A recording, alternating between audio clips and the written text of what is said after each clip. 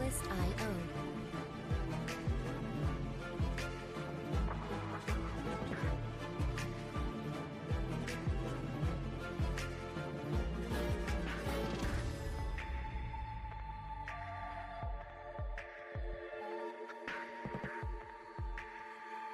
Music licensing reimagined.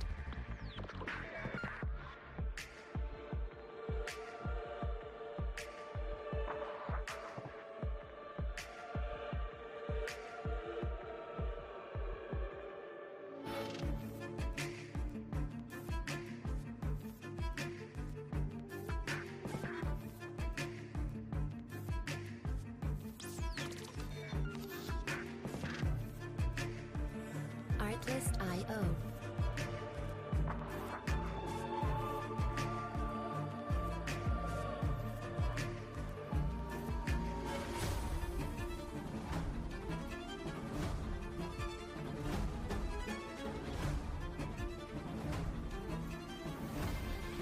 Music licensing reimagined.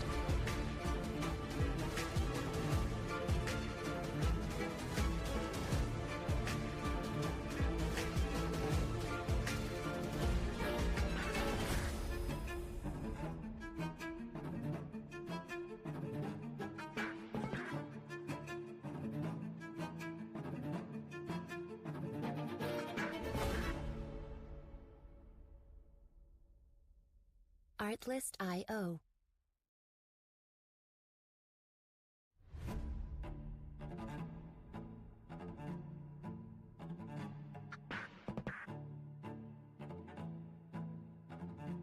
Artlist.io.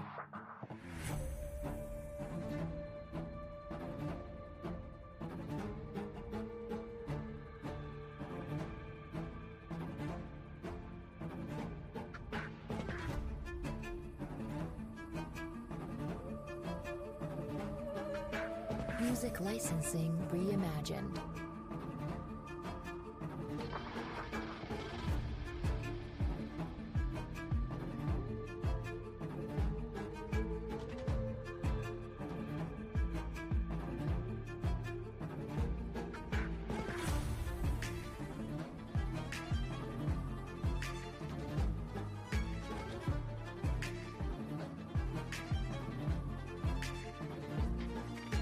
Artlist.io.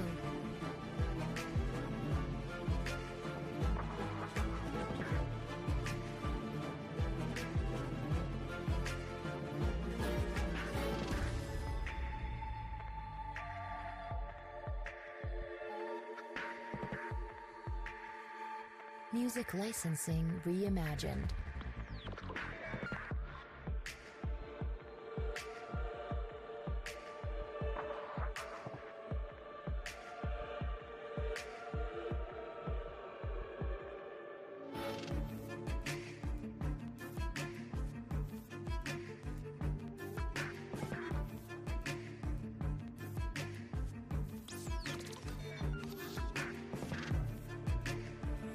Artlist.io.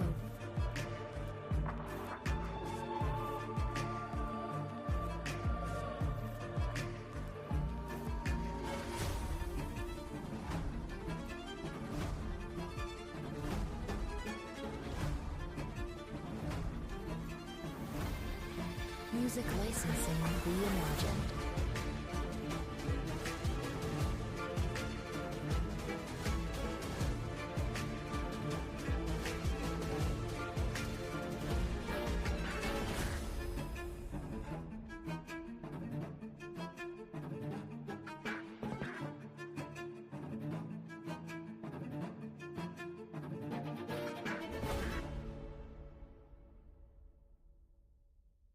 Artlist.io.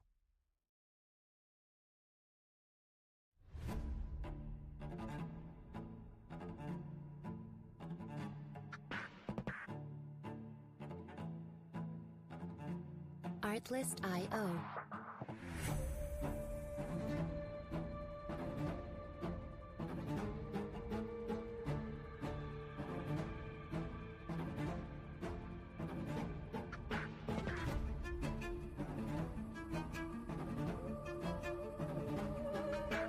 Music licensing reimagined.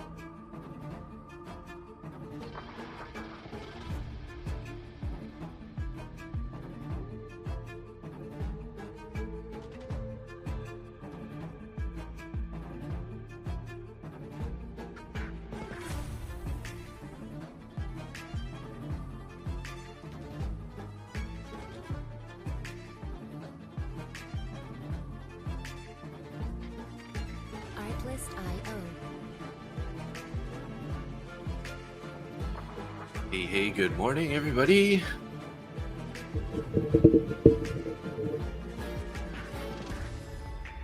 It is Thursday, September 10th, and we are bullish. Music licensing reimagined. So yesterday, obviously, made a nice move during the open session.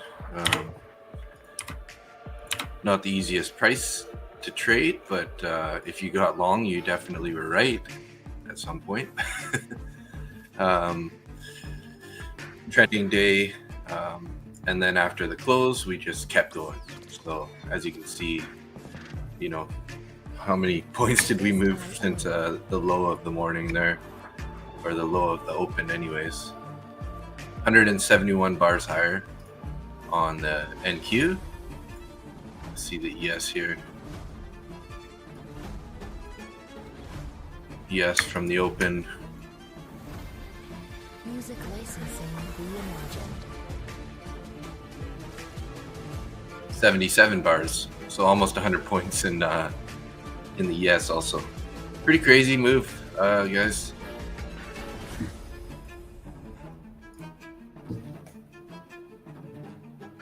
So looking like we might get Zach Arbucci's model today working, which is the first inverted fair value gap towards the midnight open price.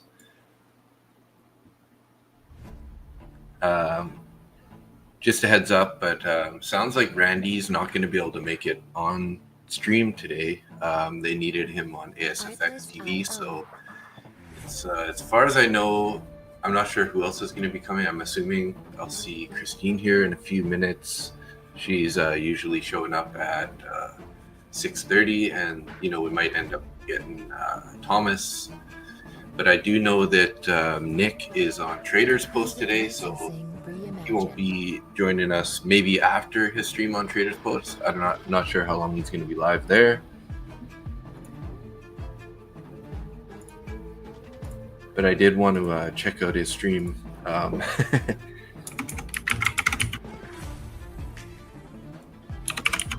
Traders Post, if anyone's wondering, is it's a copy trading company.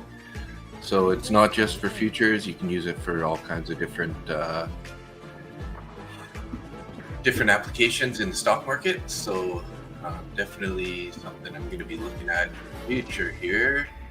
Just want to get caught up here on financial juice, make sure you didn't miss anything. So Eurozone unemployment rate actually 6.3, forecasted 6.2. Previous was 6.2. That's a red folder that came out at 2 a.m. and nothing really since then. So let's just see what we got here.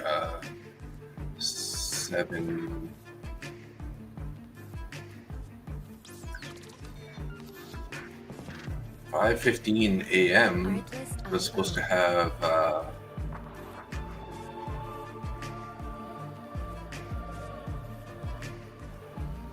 U.S. ADP employment change down 32K. Oh, this is October 1st. I don't know. So we don't have October 2nd here. Where is October 2nd? Oh, there we go. Okay. Yeah, not a whole lot going on this morning. U.S. factory orders month over month at 7. So that's in half an hour. An initial jobless claims 5:30. So that's already passed.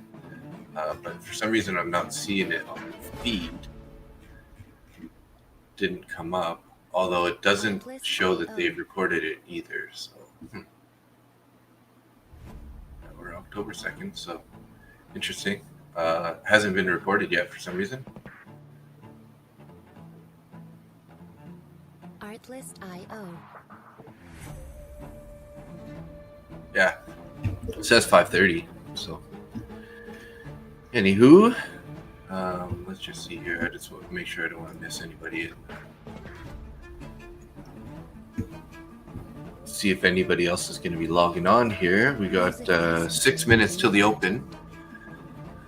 So, like I said, we're gonna trade Zach Arbucci's model today if it can show up here, and it looks like it's okay because where's our midnight open price here? Do I have a label for that? Doesn't look like I have a label ready. So midnight open is 2100 for me, right there. Artlist.io. So draw a horizontal line, and then we'll label this guy midnight open.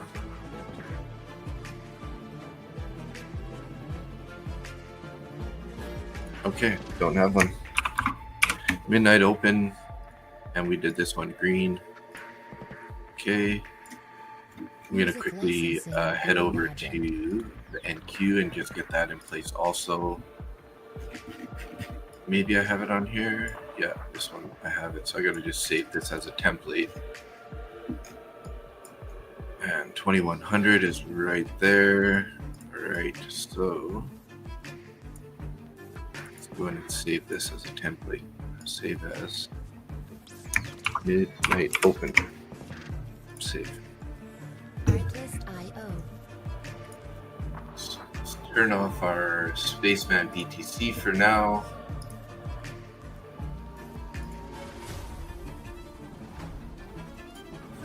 And let's get some normal music going here.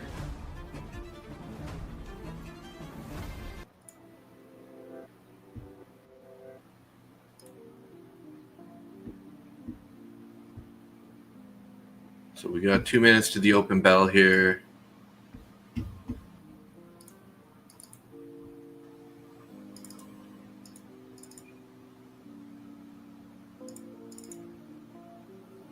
I don't know if there's a problem with Financial Juice. I better just refresh it.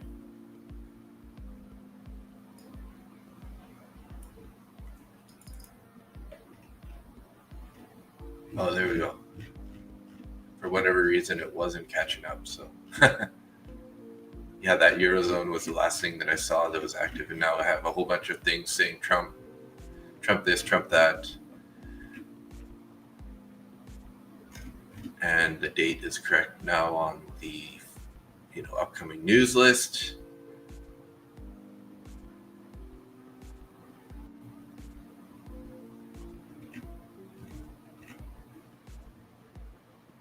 Sweet. 1 minute to the market open here, guys.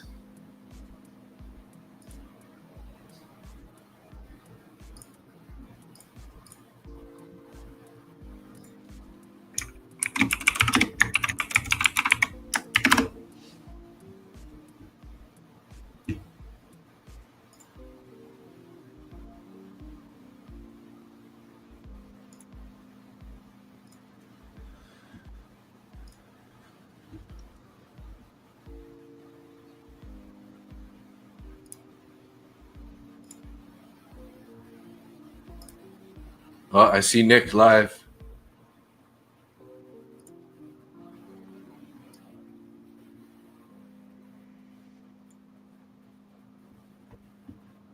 All right, guys, let's do this.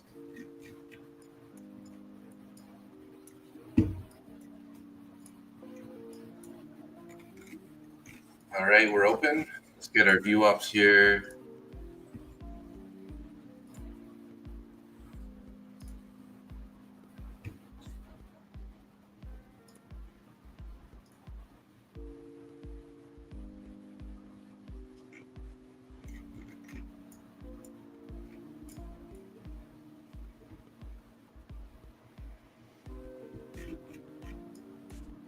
Getting our view ups all connected here. Okay, those are good. I just got to do it over here real quick. MES. Ooh, dipping pretty hard on the MES right now, guys.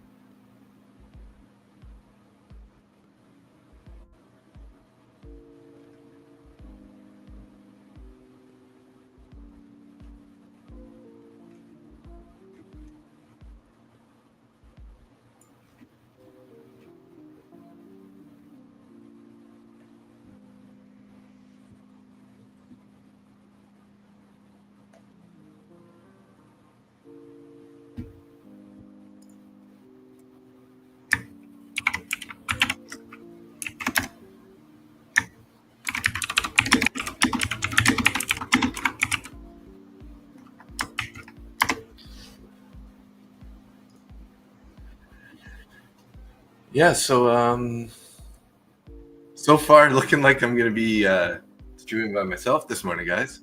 Maybe somebody will show up here in a bit. Anyways, we may have missed the entry. Guys.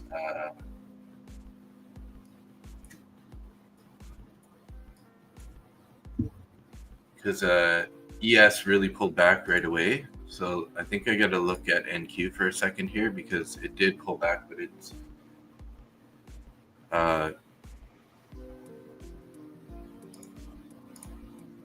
actually taking this short here, guys.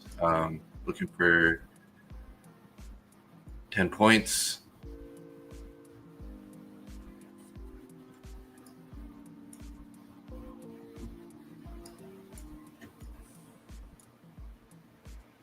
So we did get a inversion fair value gap there on NQ. Bouncing pretty hard on us though. Currently, this one might not work out 100%. Darren does things. Good morning, bud. How you doing?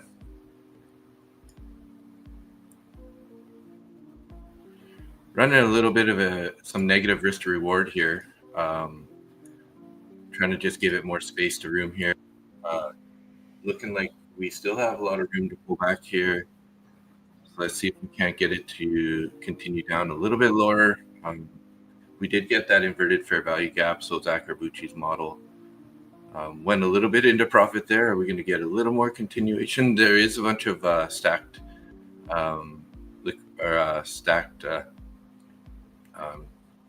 structure here. So are they going to be able to pop through that and get me out? Let's see. Let's just do this here. We're going to go limit by 4. See if they can't continue down a little more. They're not really able to cross this little line here. Definitely a wall right there. We need it to get going here really quick. The idea behind these trades is that it's going to go pretty fast. There we go. We're a bit into the money there. Come on, take out that order. If we can take out that order, I'm going to go break even here on this. There we go. We're out there. We're just going to drag our stop into profit here as we're going lower. See if we can't squeeze some more out of this. You know what? I'm going to let this run a bit here, guys. Where's our midnight open price? Let's see if we can't get it down to this area. I mean, we might get stopped out, but we're already in the profit, $62. I went with small size, but and 10 points. So, hey, Nina, good morning. How you doing? Crazy little pullback here. Let's see if we can get lucky and get some more continuation before we pop. But looking like we might come out and just take out this last contract. If you know my style, I like to take out some contracts early and bring my stop to break even, make sure it's not going to be a losing trade. These ones at the open are a little bit more risky, but Zach Arbucci's model seems to show that it wants to work. So let's see if we can't get some more continuation here. It's midnight open, or is it just going to bounce up and stop us out here? That could be the option too. We're pretty close, looking like we're going to stop here. Seller's going to step in or not. ES just front ran overnight VWAP for now. Okay, nice.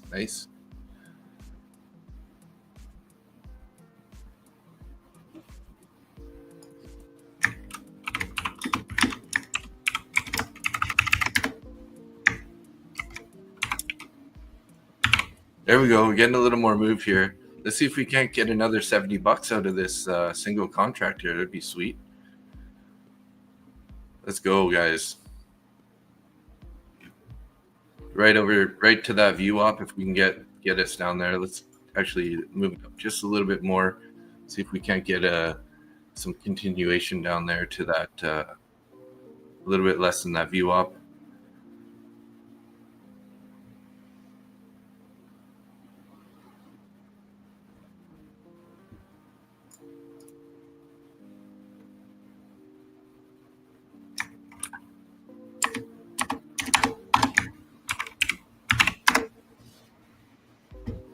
Here we go. Come on, guys. Let's get me out here.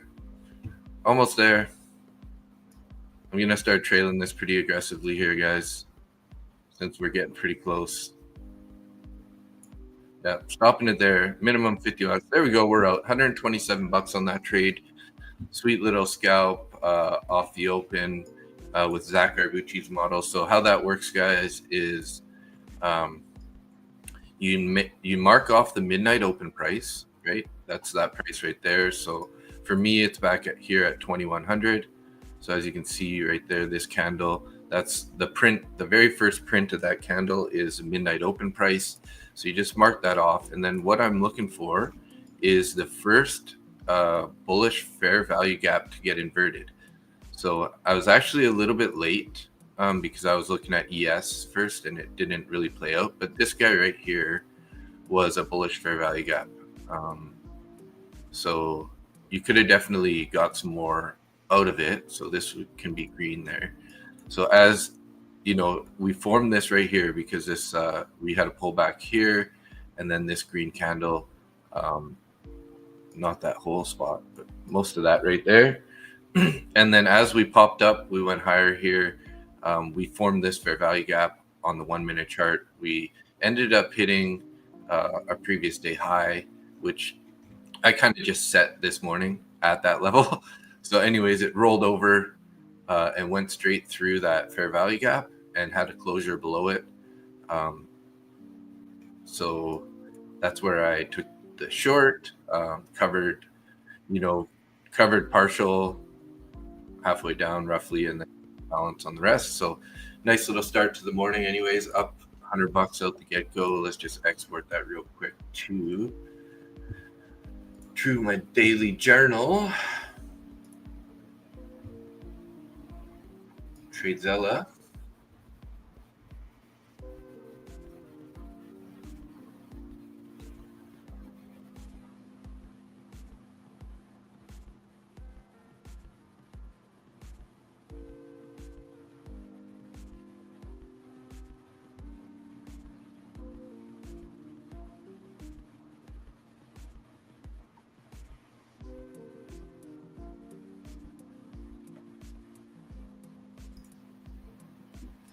Sorry, I'm just watching Nick on Traders Post here, guys. It's pretty funny.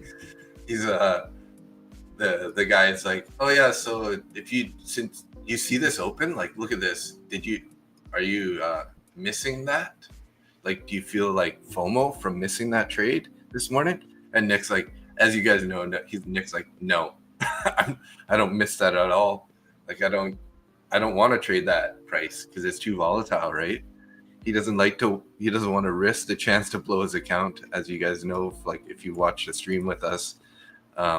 He waits the first 15 minutes. He doesn't care what happens to the price. He's waiting for, the first 15 minutes to pass. Then he's looking for some sort of volatility and volume in the direction of his interest to look for a trade.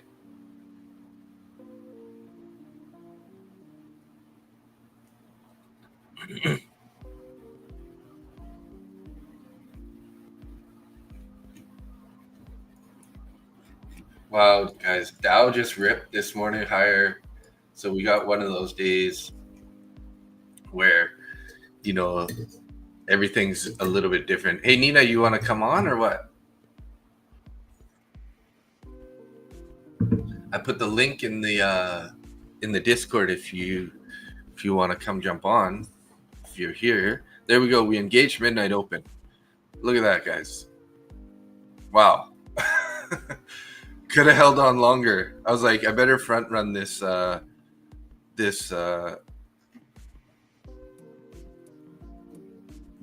from the overnight, just in case, because it might bounce. And look at it, just went straight through it like nothing. Cut through it like butter. I hope nobody's been trying to take a long this morning. Jeez, this is a big part of the reason why we usually wait for the first 15 minutes to set, because like we've done nothing but go straight down since the open, basically. So unless you're trading Zach Arbucci's model, which means you're going to take that position. Yeah, selling off now. I'm waiting to see what happens once orb sets. Yeah, great choice. Play it safe for now, guys. This could actually be the bottom. We did consolidate pretty good there, but we've also been running it up now for a couple days, right?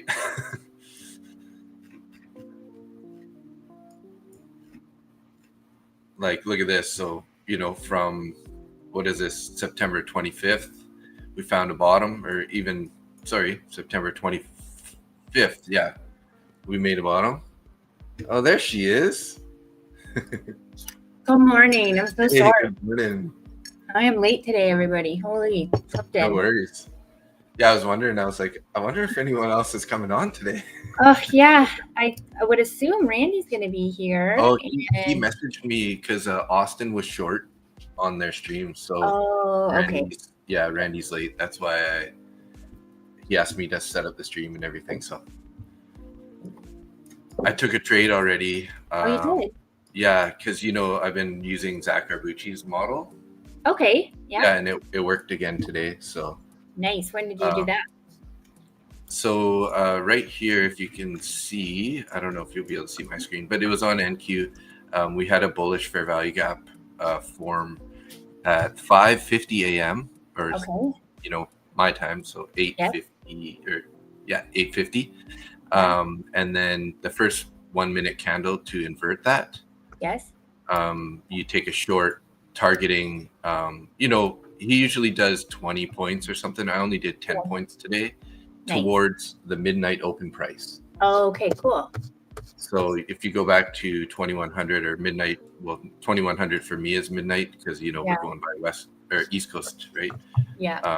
And then I covered four of the 5 contracts at 10 points, and then I left a runner and I closed that right above the electronic or the start of day VWAP. So nice.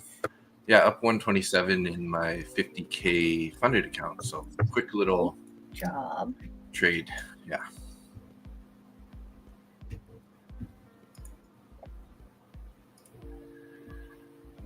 So did you guys have you guys been having lots of fun or what? Yeah, it's been great. It's been a little obviously a transition, getting back into things, and there's a time change for me, so it's like a 2-hour time change, which is fine, but I actually have to go grab something. But yeah, it's been really good. I'm happy to be down here, and it's just getting back into the swing of things. I'll be right back. Yeah, for sure. No problem. Hey, morning, Michael. SPX filled the gap, hence the dumpage. Yeah.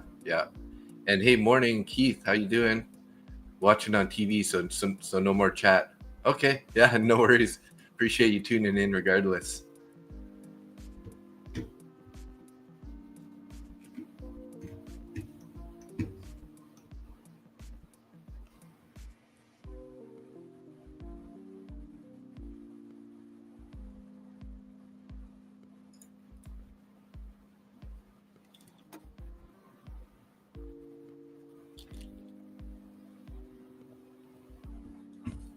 All right, guys. So we did find some support here at the point of control from MES. So looking like we could have taken. So this, if you look here, sorry, this is why I didn't end up taking this one. Is we didn't have the fair value gap form there. Actually, you know what? There's a sliver there. There's a sliver. So I guess I just didn't really see this one very clearly. So this one right here was a bullish fair value gap right there that got inverted right with this candle. So your entry would have been right there. This is the idea behind it, right? Short position right here. You gotta put your stop pretty large. I mean, I probably would have put my stop all the way up there. And then you can target your roughly 10 points. So 76 to, yeah, you can't even get 10 points here today that cleanly. Well, I guess you can, but 10 points would be right exactly down to midnight open. I wouldn't be pushing it that hard on ES. So, you know, I probably would have just stuck it to the value area high, which would have been, you know, 7 points. So let's just make sure we get, I just want to get caught up with Randy's on stream with Austin here.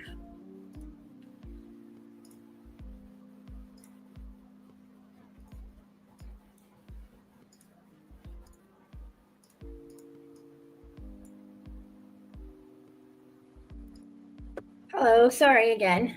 Hey, no problem. Welcome back. I know most people probably in the chat have trade of offices. Mine's in my bedroom, of course, now that I'm in Mexico.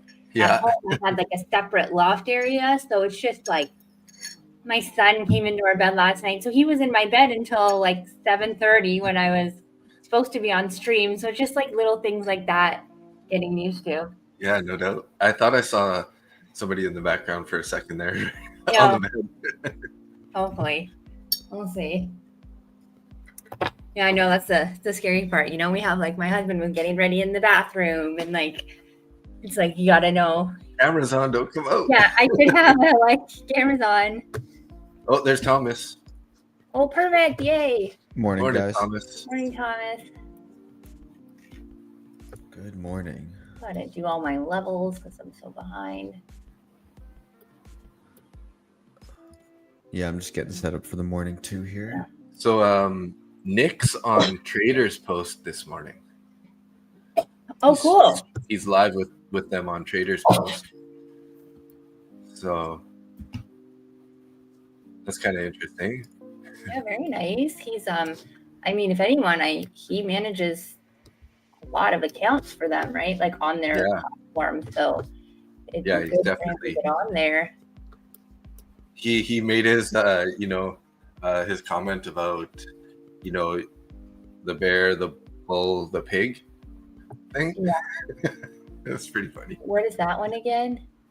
We said like you can either be a bear, you can either be a bull, but just don't be a pig. Oh, right? I get it. Like, don't try to take too much out of the trade or whatever. Love it. Or be irresponsible or whatever. So that's pretty funny. Yeah. Yeah, he came on stream with me yesterday for a while. Nice. He always just pops in, like making sure you're not doing anything crazy today, Dave. Yes. So, how you doing, Thomas? You got any trade plans this morning? Looking at a short right now. Nice. What time are we? Oh, we're past 6:50. 6:50 already.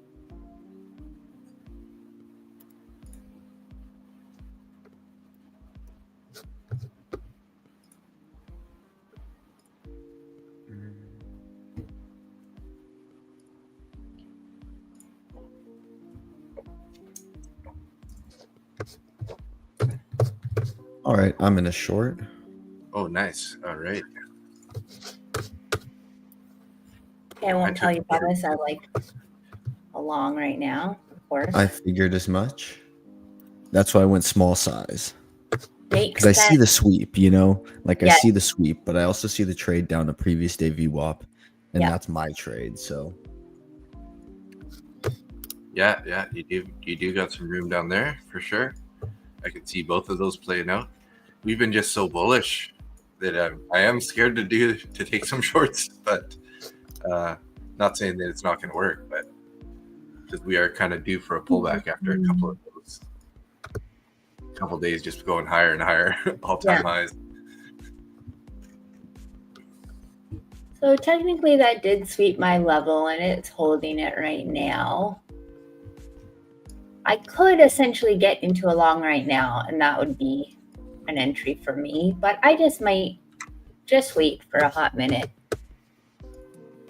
Be patient here out of the gate. Yeah. yeah, I can't tell if that just broke the opening range low. It looks like it did. It's like one little break. And Michael, I do like the longs too, Thomas, but you already knew this. I know, poor Thomas. Michael and I are always like the opposite of him now. Right? It didn't used to be I know, like that's that. hilarious. I don't get it. Fun fact, Thomas and I used to take a lot, like we're on the same direction, although I think it started veering off like, I don't know. At some point, we started seeing things like the trade's a little different. So we would start being on the opposite side before we really knew that it was because, okay, we have like very different strategies.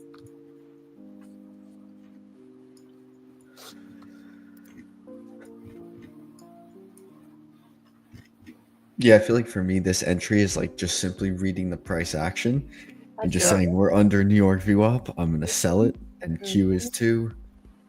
But obviously, it's short at all-time highs. So Anything can happen, right? Yeah, I'm kind of looking for an engulfing candle is what I'm waiting for. Mhm. Because for me, this is London lows. Looks like it would have hit that level and then it swept that low. Very kind of small, actually. And now I'm looking for a bit of reaction. So for me on the 2-minute, I'm just getting that engulfing candle right now. like this candle, yeah. Yeah, that's looking like a pretty nice candle there. And of course, I haven't pressed a button yet. I'm just...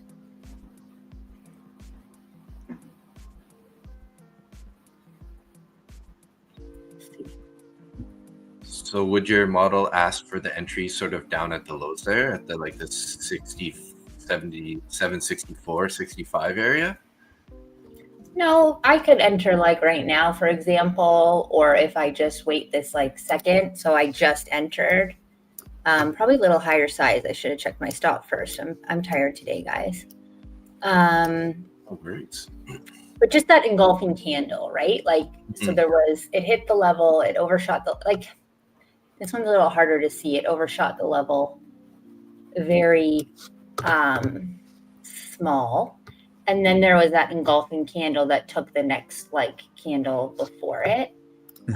So to me, that is an entry. Now, it didn't take that whole like little structure. So this could obviously not work. They're not all going to work. How about your high resistance? But you look like we're getting pushed through there here. Yeah. And then you would front run high of day right now, which is just about 10 points.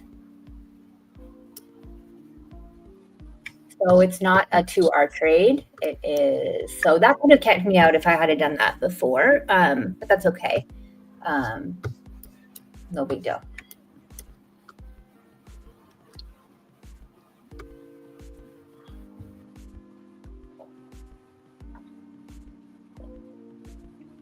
So we got about 17 viewers right now, 8 in Randy's X channel, 2 in my X channel, 3 in my YouTube, and 4 in your guys' Randy's YouTube. So Nice. Decent little turnout. That's about average for our weekday streams, seems like. Nice. What's up, everybody? Thanks for coming. I've been missing some comments here. Nina, seeing shorts too, but still flat. COM is favoring shorts.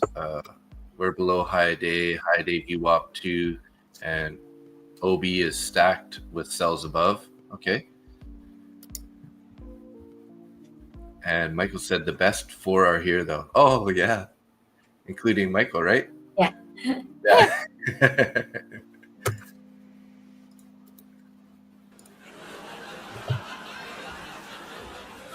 I like it. I like it.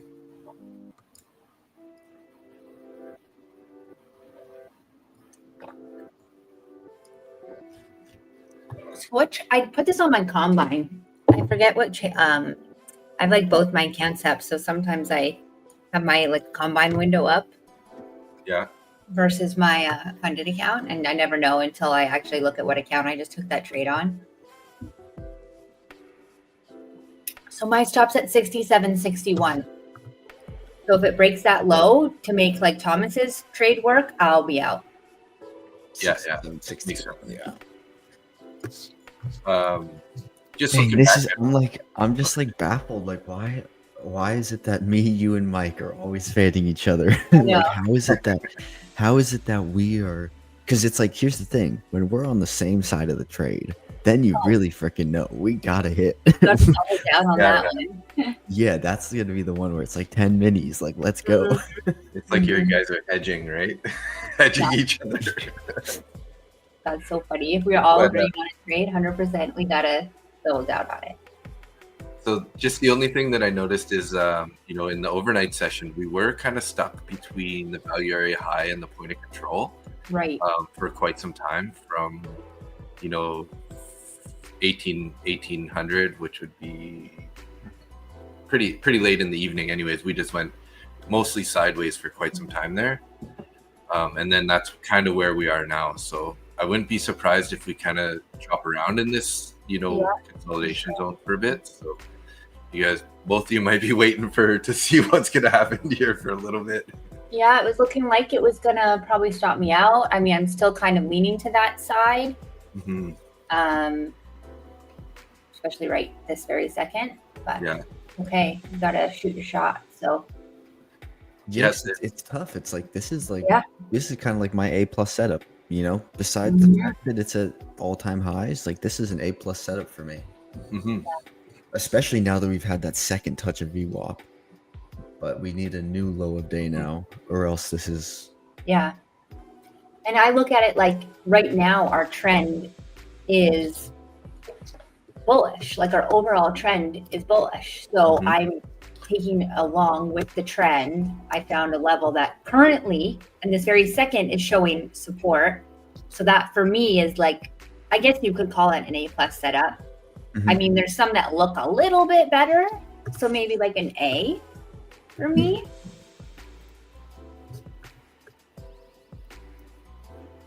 But that's a struggle with trading at like all-time highs. It's yeah, like, that's for sure. it's your brain thinks like, well, it can't possibly like make more all-time highs. It's just like, but technically it can. Like if I look at some of the run-ups, like if you guys go look at Google, I think it's Google, that run-up that it had just like, or maybe it was NVIDIA, it was one of them, but they just like, you think, oh, my entry is too high. Like I didn't get it around an indicator. I didn't get it at a level, but yet it just keeps going and going and going. And you could have gotten at any like all-time high at that point and still made money. It's just that stocks never do what you think you're going to do. I'll tell you. Yeah, exactly. I like know to when be I look at this, I'm like trying not to think like, oh, it's like too high or whatever. I'm just trying to be like, where's the momentum? Yeah. And then, because that's been a big thing for me, like when I'm like off on my like current momentum entries, that can be really dangerous. I can I tilt really easily after that. So this is like, okay, we're just going with the VWAP. Yes. If I lose, that's all right. Yeah, stick with your trade for sure. So how's that? Are you still in that Tesla swing trade? Yeah, so I actually sold 70% of it yesterday. Nice. And so I still have 30% in. Sweet. Yeah, I messaged what a Josh about that.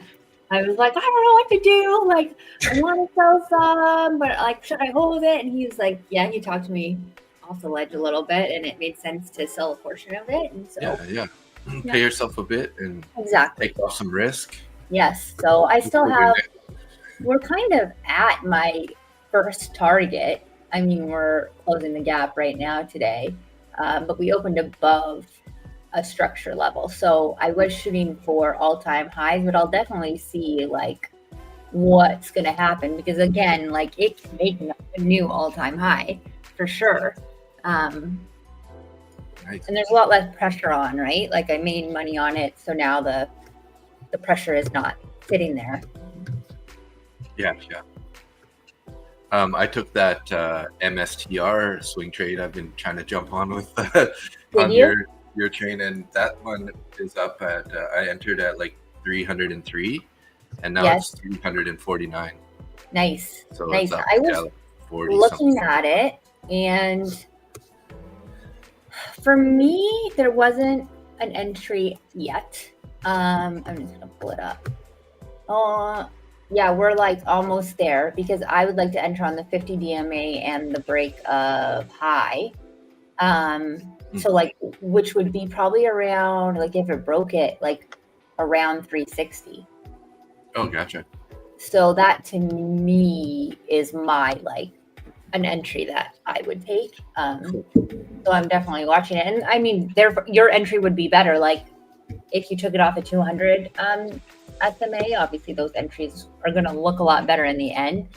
But you don't have to have the best entry in swing trading. You just have to For sure. buy where you know that there's some strength and some, you know, you don't have to have like the closest to the EMA that you're looking at or whatever, which is the nice thing about it, I think. Yeah, it was I marked the yearly open price, and that's where I got in. So Nice. Yes. Yeah, Yep. I pulled back to the yearly open price, and I was like, oh, Bitcoin's pulling back a bit. Everything's sort of Yes. But I definitely see what you're saying too. I see that 200 EMA there at 355 is where I got it. 200 period EMA. Nice. So that would definitely show a bullish side, right? Yeah. Write some notes.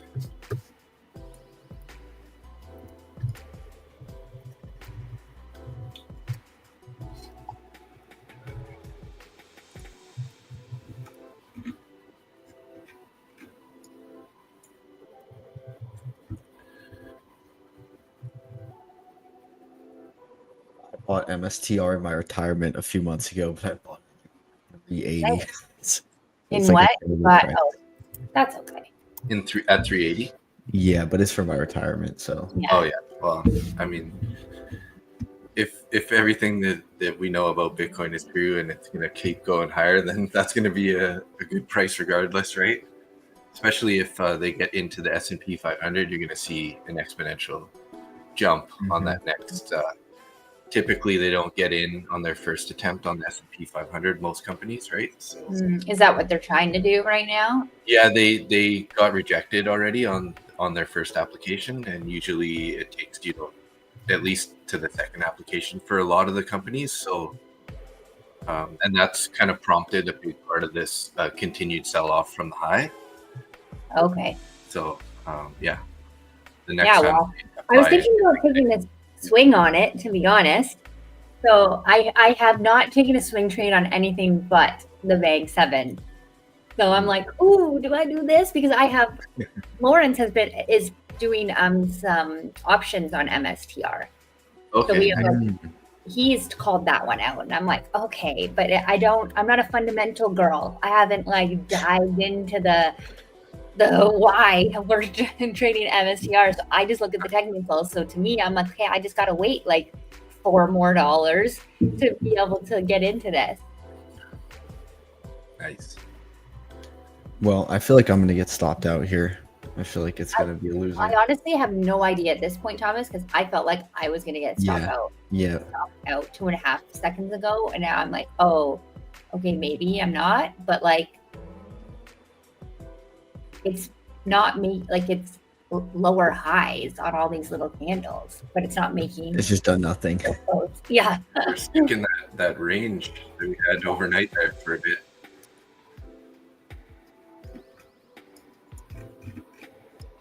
So maybe we're going to get a pretty big move. Either way, one way. Mm-hmm. Well, for one of us, it's going to work.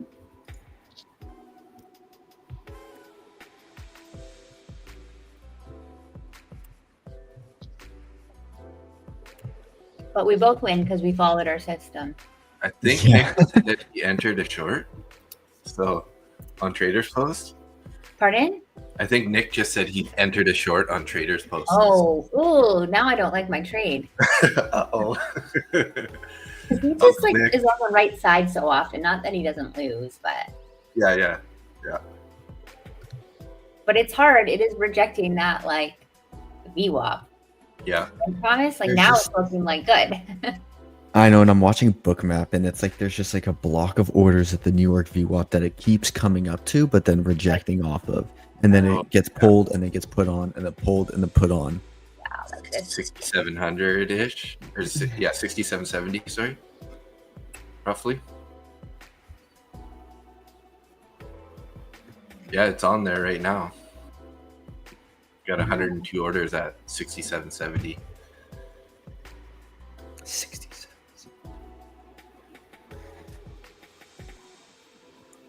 Yeah, because it really does look like a perfect both entries until something new, until we get new information. It looks perfect for both entries right now. Yep. I'm assuming Nick's probably out right now. Let's see. Well, I mean, for his short, he only needed like a couple points anyway. Yeah, right? and so, he like, just usually drags in profit, right? So get out already. Yeah. Is Randy in a trade? I think Randy is in a long. Interesting. Looks like it. Off what? NQ's a little more bullish now. I don't know. You know, Austin always longs it, so. Yeah. Yeah, I mean that he is fighting the VWAP. I mean, so that's Bookmap's not always what lighting Randy up, does. Bookmap gives me zero help in this. Yeah, today's one of those days. It doesn't really. I mean, we got orders at 67.80 and we got orders at 67.56. So, or even 67.50 down below.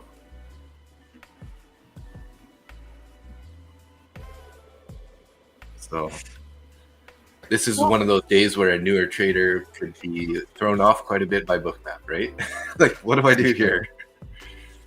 I mean, yeah, I'm always thrown off by Bookmap when there's like an equal amount of orders on both sides at the same. Like, there's 15 points plus and minus. There's the same amount of orders, so that doesn't really say anything. It does also look pretty thick at 762, which is kind of the bottom of this range, right? So it's dipped into that 1, 2, 3 times. So yeah, it's definitely a battle. It's, you know, this would be in ICT terms would be accumulation, right? And then what does that mean? Usually there's a 3 stages, right? So the accumulation and then a manipulation, and then they usually distribute in the opposite direction of the manipulation. That's from, I'm not a pro at ICT, but that's typically what they like say. Accumulation, a sweep, which is the manipulation, Yeah. and then the distribution the other way. Yeah. So they'll like, if they sweep the low here and then end up going higher, then they distribute up higher kind of idea. All right. That's the 5-minute candle I was looking for. Yeah, that's looking Coming for you. good for the bears. Anyways, let's see if we can't push past those 62s or the 60 level.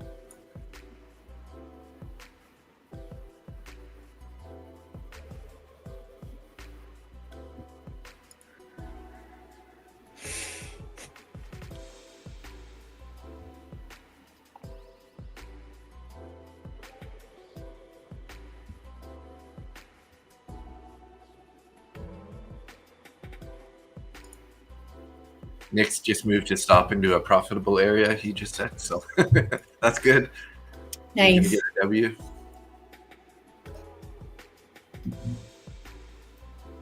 I almost added in, but then I was like, you know, I'll give it another minute or two. It's not quite far Yeah. enough for me. I'll wait for it to break that. I want it to Lead break the strike. 60s, and then I'll add in on the break of the 60s because I'm trying to play it down to the 50s. But the orders at 50 did get pulled, though. Oh, dropped out for me, so you're good, Thomas. All right. Good to go now, Thomas. There you go. I added 3. Trailed my stop a bit.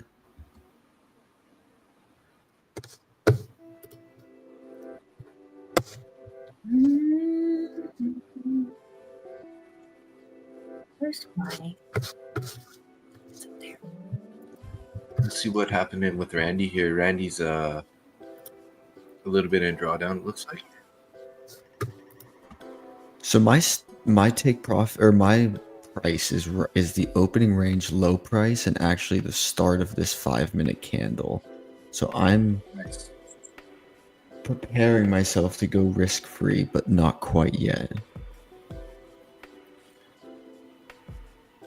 Need a few more Because points. there's a huge block at 55 to 57. Yeah, that got thick, eh? Yeah.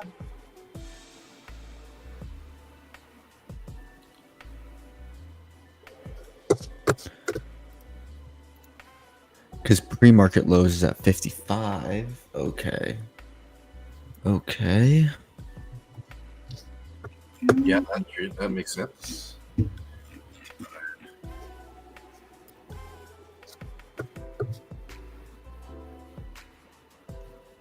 Yep, 55. I kind of already took one trade this morning, so that's why I'm being a little extra patient. I'm not rushing into anything, so. It's a good idea.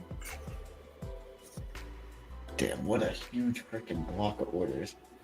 I hope it eats this up and just tanks for me. Like Pac-Man. Yeah.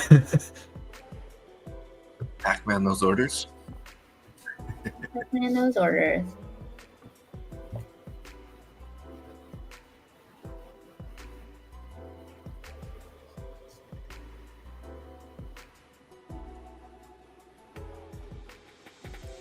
Because your system now, Christine, is like so price action oriented.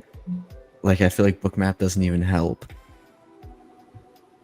No, and I never got into the habit of using Bookmap. Yeah. So it makes sense for me. Like I see it because you guys have it up on your charts every day. So I'm like, okay. And a lot of the times the like levels will line up with where Bookmap levels will line up with just technical levels.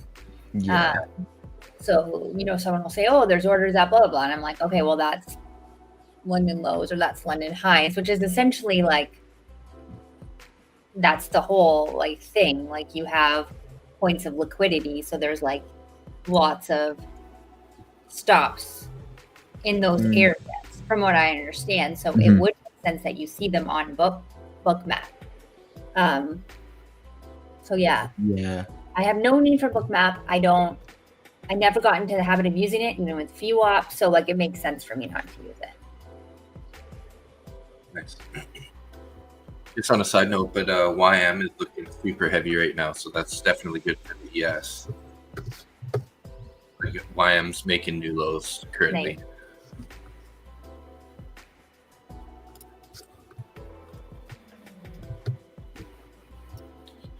Yeah, Randy's into a bit of drawdown here.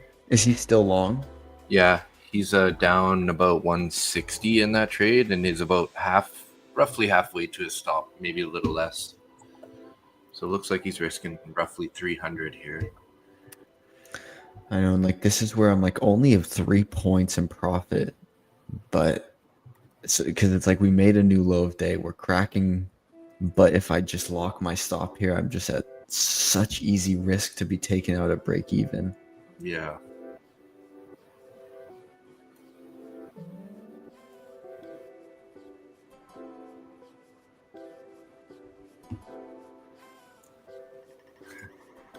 Yeah, YM's not really cooperating today with the indices anyways. But that kind of, it ripped higher and then it just kind of, it was going the opposite direction at first and now it's kind of lining up a bit better, I guess. It's definitely its own beast, though. You can't really say, well, ES is bullish, so YM's going to be bullish or whatever, right? It's kind of... Yeah, I used to do that, and then now I just do NQ and ES. My best trades are when those two assets are in alignment. Yeah, for sure.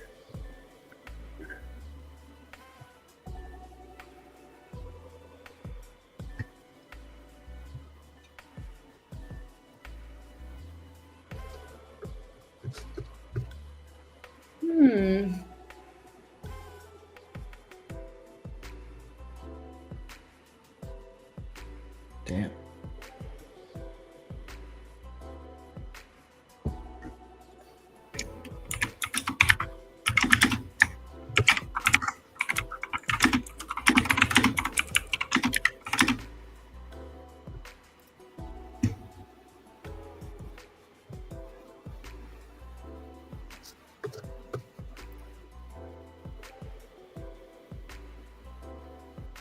So I do see a divergence. It looks like a bullish divergence on the CBD, actually.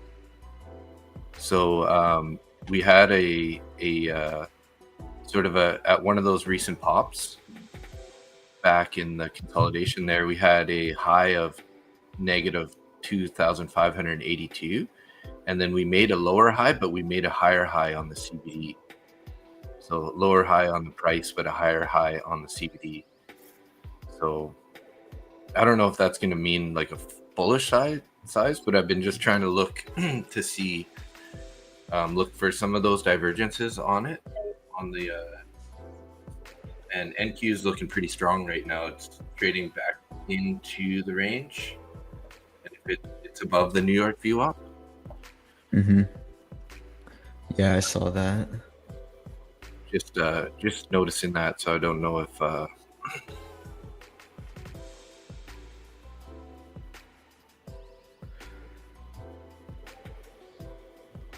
tapped in a little bit to the orders there.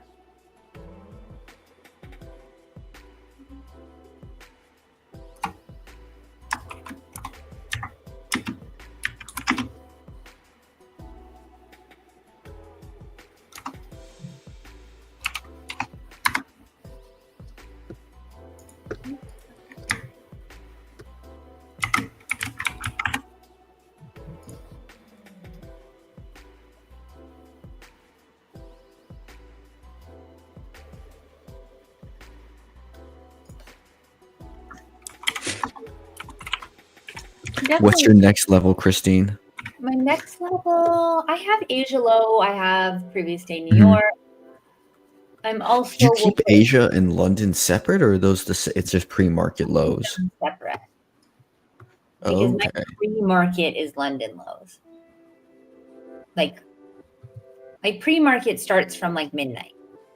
If that makes sense. Okay.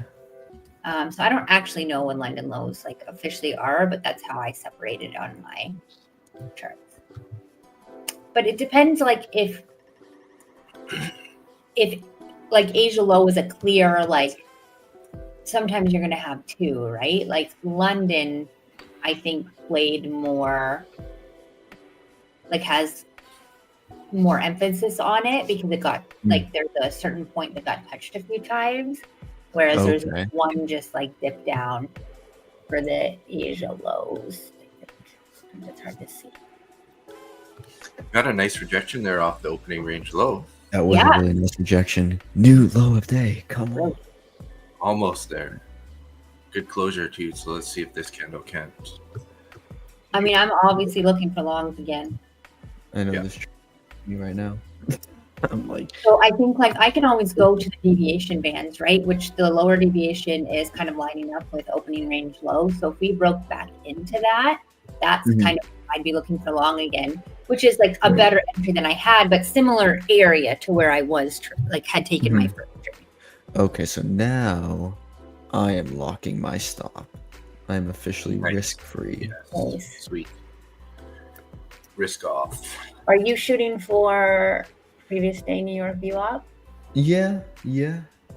I'm shooting for whatever I can take easily because I got 11 on right now, and I'm 5 points in profit. Nice. I had a trade today. I took a loss. Thomas is currently in a trade. And Dave had a trade earlier today and took a win, I think. Or I don't know, we call it wins. Thomas is in, yes, Nina? Yeah, I'm in break even. So let's see if I... And you're looking for like 55 something? My take profit's at 47. Okay. 75. But I'll definitely be willing to pull it around 50. Nice. I like it. But yeah, my theme is going to be just trying to push these trades just a little longer. Just like seeing my whole thesis through. Because like my thesis of this trade is that we're going to trade to previous day VWAP. Or at least very close to that. So I don't want to pull it too early. Yeah, and that is right at that 50 level, right? So yeah, it makes sense, totally. And we are due for a pullback with all that bullish movement, so. Keith, nice job. Up 60 on an Apex funded, good enough for the day. Amazing work. Amazing work. Morning, Jose. What are you drinking? I just sculled my protein drink and coffee. We don't have any milk at the house, so I made like an espresso with cream, but I put way too much sugar and it's gross. Oh. I hate when I do that. So let's see, what does it look like on the 2 minute? Okay. So Randy's still holding on to that trade there. What's his stop? Like the biggest stop in the world? Yeah, it's got to be under the gap at like 55 something. I bet you he's reading these orders I'm looking at right now is like these orders have to hold. Yeah, exactly. And you're like, just take them. I'm like, just fucking go already. What is a Texas pecan with hazelnut? So it's like a coffee? Oh, that sounds like a really yummy. I know, I need to know what this is. Guys, I got down here and I'm not sure I want to move to Texas anymore. I'm with you on that. When we were in Dallas, I was like, this is not where I want to live.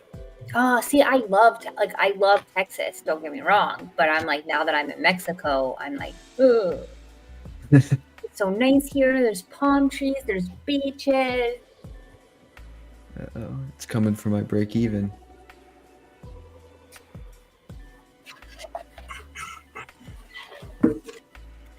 But basically, I told myself that if I'm in a trade and the P&L is 300 or less, the trade does not matter. The trade is just a wash, and it's only once it starts to get into that 500 that now I need to really take this.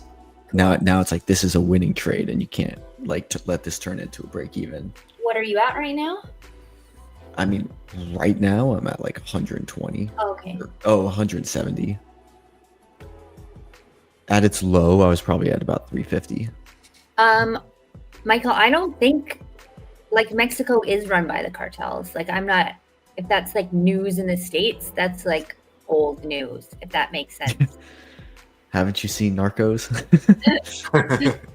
From my understanding, like I'm not a expert on that, but like as from my understanding, the cartels, like I was told one time that the cartels like have a certain government that they're like in line with. So whatever government is in power, that means that cartel is like the most powerful at that moment.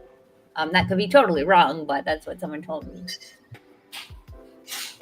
But I don't know, like I'm probably gonna say this all wrong, but I don't view the cartels as all bad. Does that make sense? Because they help us, they protect us a bit. They do have some control and like they do protect certain areas. I mean, it's like they deem what is they would choose, right? But there is like, I don't know. I just don't know if they're all like as bad as everything makes it out to be. I'm sure they're bad, but I'll just stop talking now because I really don't know what I'm talking about. It's hard to understand. It's like so different from the States and Canada, so different.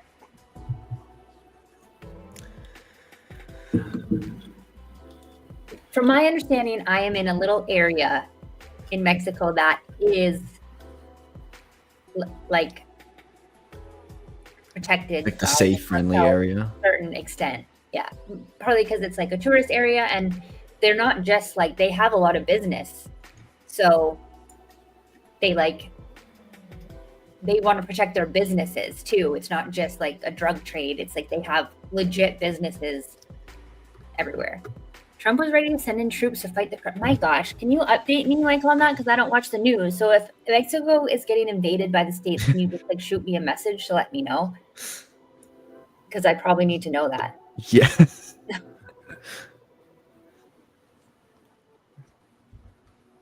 There are areas where the cartel is a lot more like, there's issues, right?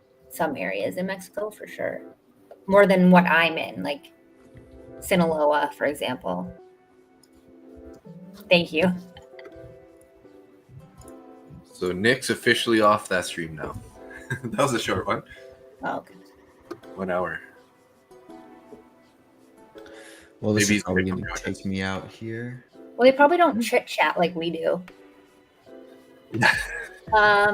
Axe, sorry, I want to go back to your message. You started your phase 2 CFD, amazing. 200K, that's awesome. Took 8 weeks to finally pass phase 1. Amazing job.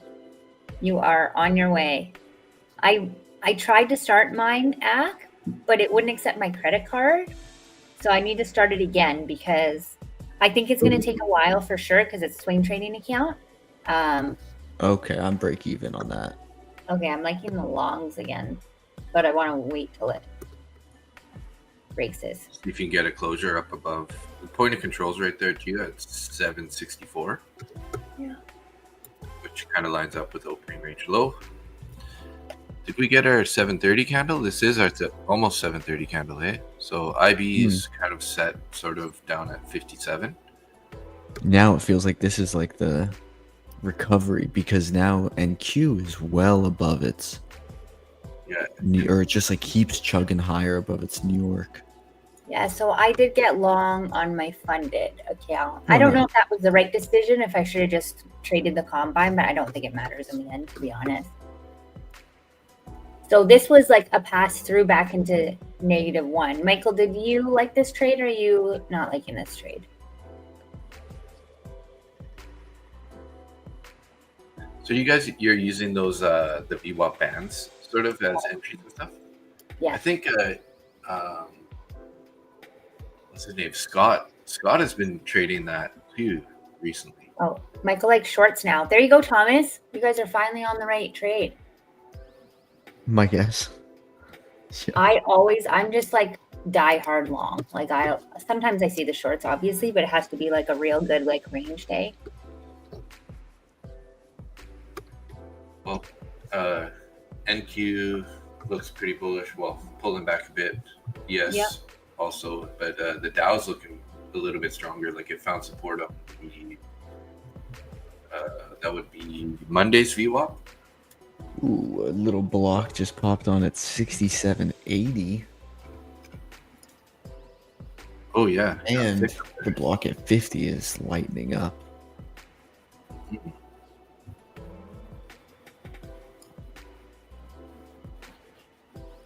Are you guys going to go to Tampa next year? I think it'll depend on who's speaking.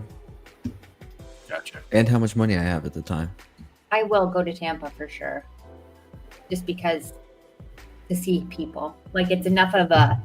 I did 3 conferences last year. This year I didn't want to do 3, but I'll do 2 because LA and then like, what is it in May, Tampa? Yeah, I think so. Yeah, it's like far enough away. Like last year there was one in January too that I did. So I won't do that. I will do just the May. So like that'll be good. Because last year I saw people like, I saw you, Thomas, like 3 times that year. Yeah. So I wouldn't want to just be once, like 2 is probably good. Oh, Michael, amazing. That'll be awesome. And like, that's what I love because there's some ASFX like BSC members that I've like started to get to know a little bit more. So like meeting them will be amazing.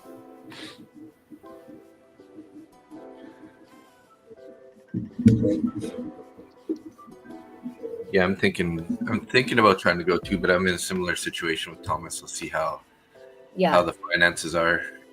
They are great, Dave. Like if you could meet everybody, like it just helps, you know, and then you see people on screen every day, and it's like it's very cool to see people for the first time when you've just been like talking to them on a computer all day.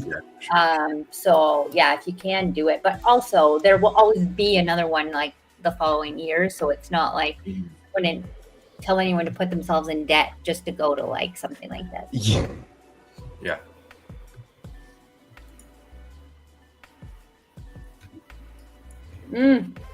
Well, I don't like that candle for my trade. Yeah, a bit of a rejection there. I know now. I'm just like I'm just sitting. Ooh-wee. I'm not gonna short again. But so this could also be what they're going to do before they go higher. Did you get a break even, Thomas? I did. I took a flat break even. Okay. 0-0. I had it trailed to the 5-minute candle. My entry price after the add-in was the same as the 5-minute candle. Okay. So I trailed it right there. Nice. The prior 5-minute candles, like there was plenty of space. Well, technically, we're still kind of in that chop zone, right? From that pre-market action. I mean, it's like there seem to be a lot of little choppy areas and then a little bit of a move, then another little choppy area. So it just might be the price action today. Yeah, because the VIX isn't really indicating anything. If anything, see the delta is not indicating anything either. Yeah.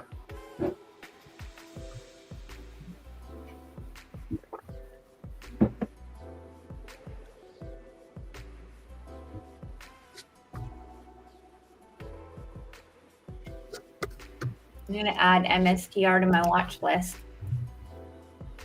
officially so I don't have to keep typing it in. Wow, NVIDIA at 190.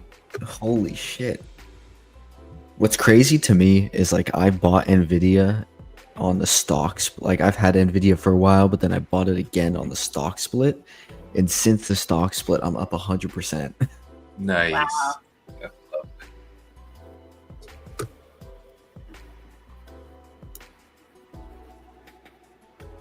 If we break the high of that last candle, no, short's still good. I know, Michael. Oh my gosh. It's like, oh, longs look good. Nope, just kidding. Shorts still look good. I'm going to get stopped out here. No bueno for me today, guys. I guess they probably want to sweep London or the start a day low, right? Yeah. Which is 756. Yeah, and maybe I should have waited till then. I don't know. Well, it was looking like it wanted to bounce there, so. Maybe it just wants to make it to that previous day New York VWAP. I know it does. I know it does. It's like the 80% setup for me. Like it fucking touches it almost every day. Perfectly rejected off the point of control. Well, either way, I would have had to keep my risk on this trade had I wanted to still be in it. Yeah. Randy's trade's looking not that great again. Is he still in it? Yeah, he's copy trading 5 accounts, it looks like.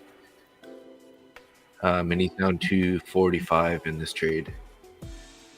His stop's down at 53, which is pretty tight to that low. Like if we take that London low, that doesn't give him a whole lot of space before he's out.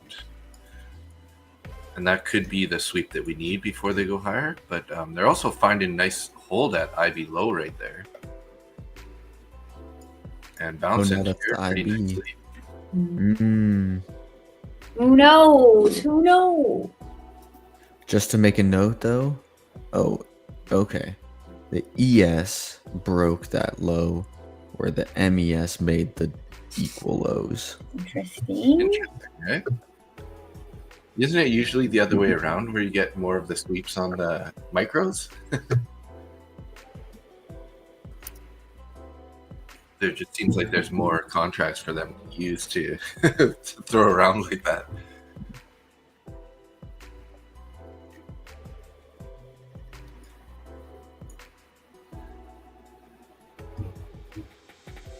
So I bought a new TPT evaluation account. I have 2 of them going right now. One is like about 800 from passing, and then I bought a new one and I made $1,000 last night. Nice. So going a little heavy on that one. I was slinging around 6 minis. Okay, how'd that feel? Yeah, it was pretty stressful. I think at one point I was down in drawdown like about 700. Yeah. So, yeah, we got to get used to those bigger numbers. So maybe what you got to do is just look at the first 2 numbers. Think, oh, Yes. 700 is only 70. Yeah. Just trick your brain. So that's kind of like my current degenerate account where I'm just gonna try to go heavy size and see if I can't get it past fast, right? Guys, I'll be right back. I just gotta send my kids, them off to school quickly. Nice. So they got school in Mexico, eh? That's pretty cool. Yeah. I was kind of curious about that. I figured maybe she was doing some sort of homeschooling or something. Oh, Christine should only be speaking Spanish while on stream, Jose.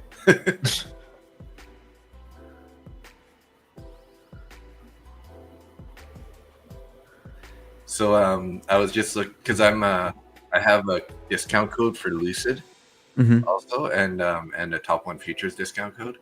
And I haven't really had any luck on my Top 1 Futures, but I just look back at my Lucid account and somebody bought 150K straight to funded back on like September 19th.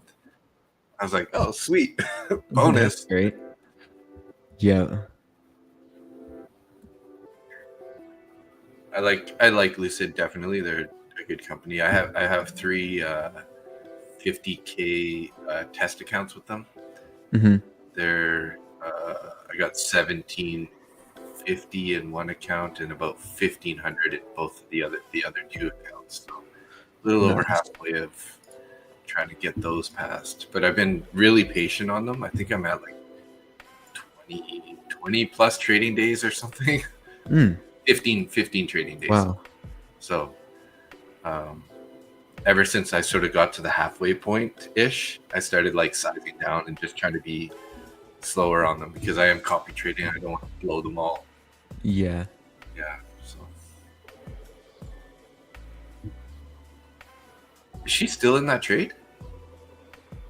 I mean, She I got don't know. out? If it didn't get stopped out at the low, then probably.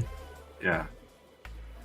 I can't tell I- if she said she took 2 losses or not.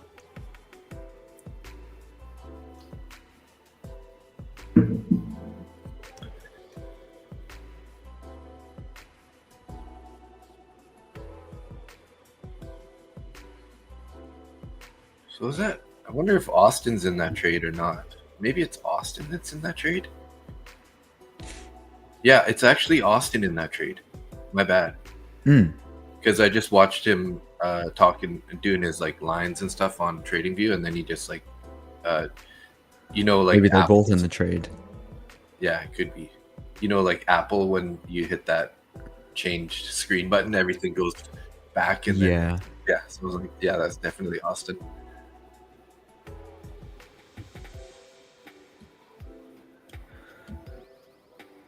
Yeah, because NQ is just chugging higher.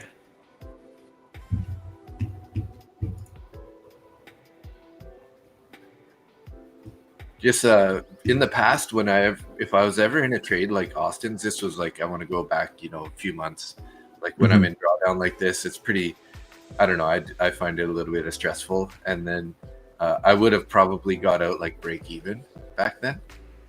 And now it's kind of like, no, you got to like let it run, because if it's going to get back to your price, if it rejects a couple times off your price, I made it kind of a small rule. It's like, if it rejects 2 times off of my price and then goes back to my price, that's a good reason to get break even.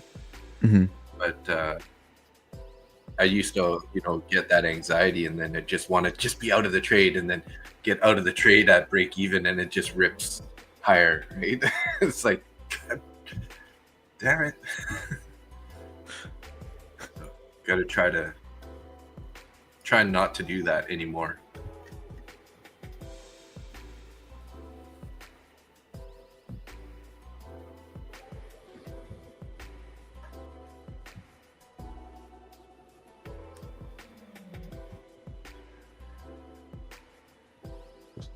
Choppy.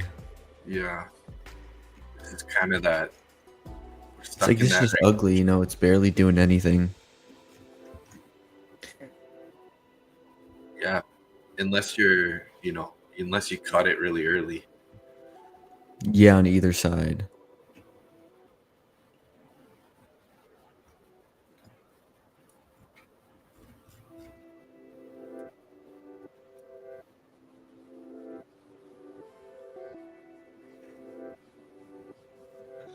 So Dow has been going sideways, sort of at this area that it pulled back to finally.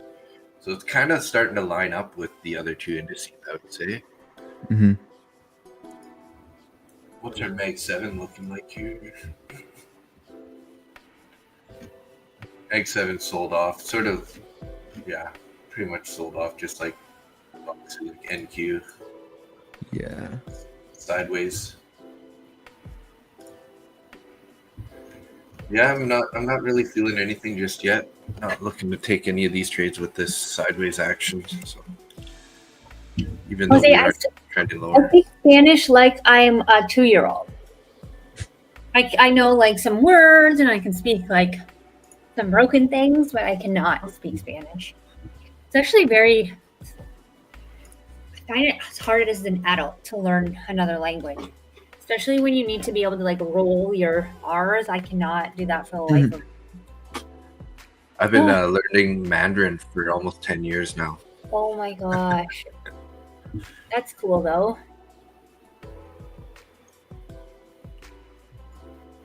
Classic Mexico saying my husband said to my kids, he's like, make sure you take your shoes out in case there's scorpions in them.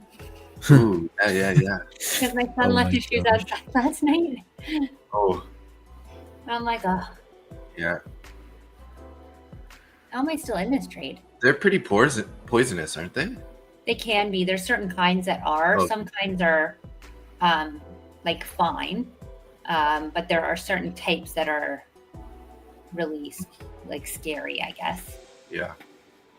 And worse for like the young and the old kind of thing, Oh, yeah, definitely.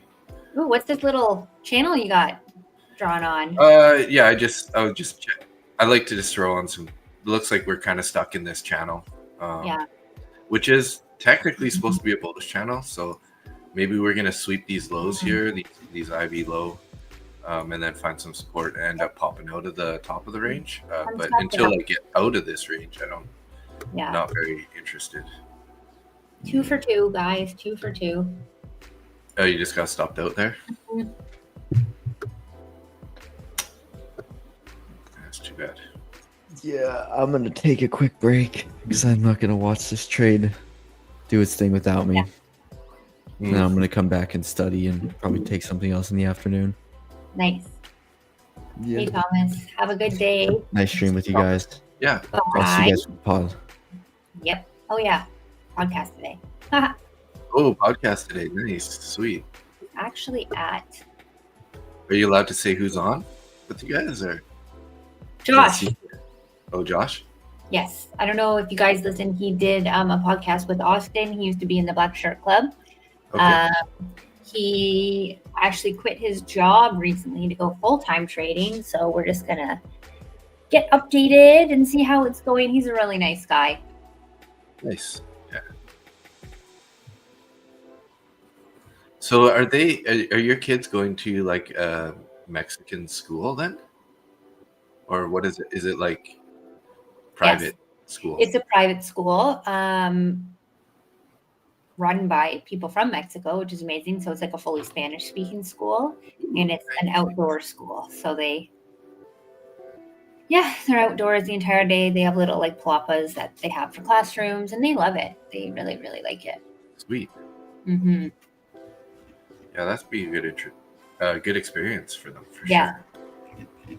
Absolutely. So we did trade exactly from the top of that channel to the bottom. Yeah.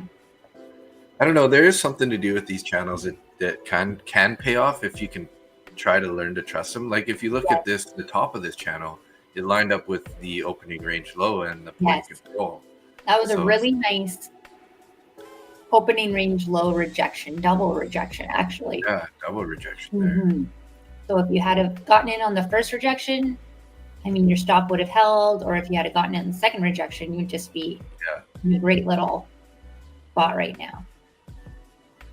Yeah, it's too bad that his trade didn't work out there, because it's right to his target pretty much. Yeah. Thomas, sorry. I know now I've had 2 losses and I'm like, the will to trade kind of dissipates for me after that. I know sometimes I should try to like, okay, well, give me more time. Let's see what comes up and potentially like make like kind of alleviate some of those losses if I was to get a winning trade. But sometimes I'm just like, you know what? 2 losses is good and I don't feel like trading anymore. So it's hard to balance that. Job. Yeah. Took your trades. Yeah. Stayed the course, right? Yeah. Yeah, it really could have gone either way. We were basically stuck between, you know, IB or value area high and IB low, formed later on, but.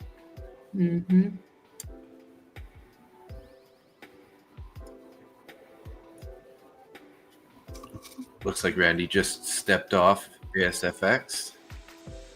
Oh, what time's you guys? When do you record the pod? I think it's at noon today, actually. Okay. Which I have to switch something up, but.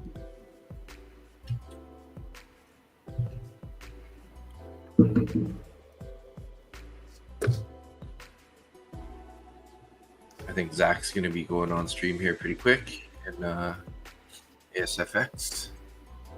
Yeah, I would like to. The main reason I would like to go down to that next one, Tampa or whatever, is just to kind of meet everybody. Like, yes,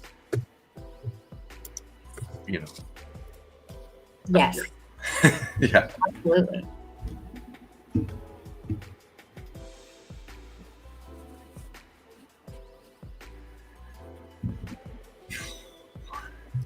Yeah, just not loving this action, obviously. Just sideways. Mm-hmm. I mean, I guess we could have been taking some, you know, if we figured out this channel a little bit earlier, people could have been taking some shorts and adding into their shorts at the top of the range. Think if you're like a VWAP trader and you took, like, you know where I was long in that consolidation and it kept rejecting the New York VWAP and the overnight VWAP, like if you just took your short there and just held it, I mean, oh yeah, unless you're looking for trades like I was, there's not really a lot telling you to get out of that. Mm-hmm. And your target could have been previous day VWAP for sure. Like I see that trade and it looks like it's really playing out beautifully. Or you just could have taken, I don't know, 10 points or something somewhere in there, I'm sure. Oh yeah, sure. Yeah, easy 10 points. Like you probably at about 15 right now if you kind of got in that consolidation zone. So there's definitely, if you're like a bounce, like trend trader with the VWAP, shorts I think are definitely the play today, especially if you took it off previous or New York VWAP, like closer to the open. Yeah, well, there's 3 nice rejections there, 654, 659, and 76. Aaron, scalps for easy money today, absolutely. Scalping short. I, of course, don't see shorts well. So to me, you know, 2 long attempts with 2 losses is like par for the course. But you'll have a big range day where a lot of people struggle, and I did well on a range day, right? So a day like today, this is my day that I don't do as well. But some people will do better on days like today. And yesterday, for example, when it just like price bounced off the VWAP and went in one direction.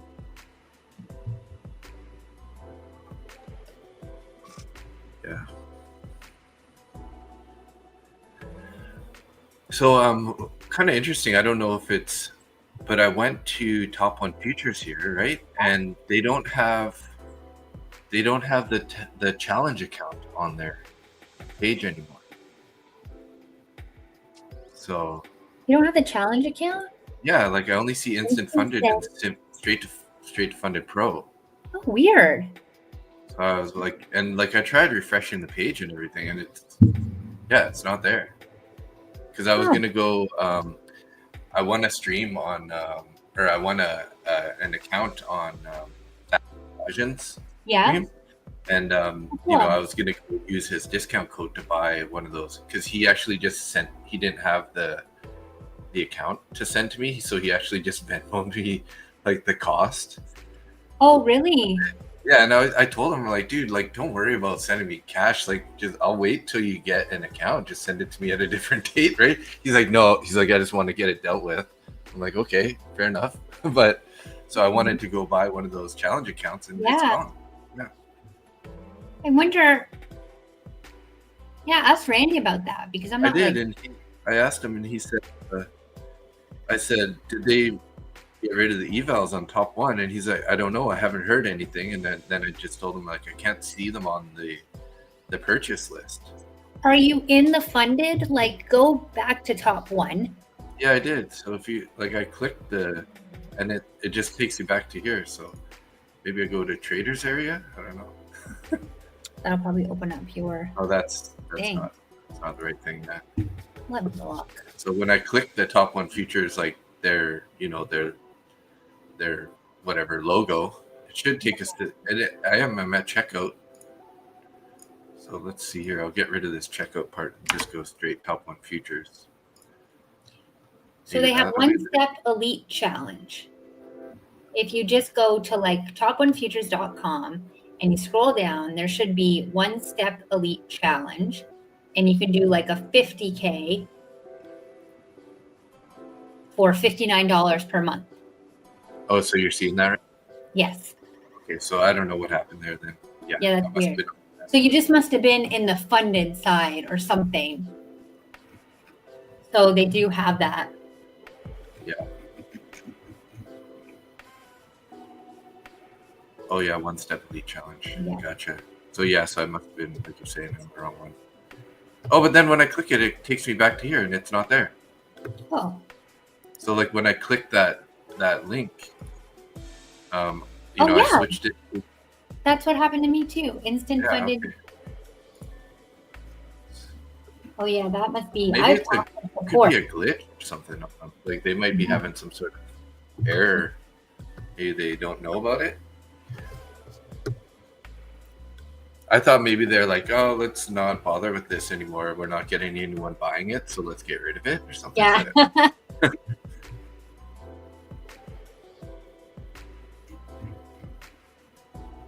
Oh man. Well, the ignites. We knew they took the ignites off, right? Yeah, they only had the ignites on for a short time with that promotion. Right. And they took that off. So I wonder if they accidentally took their people like them.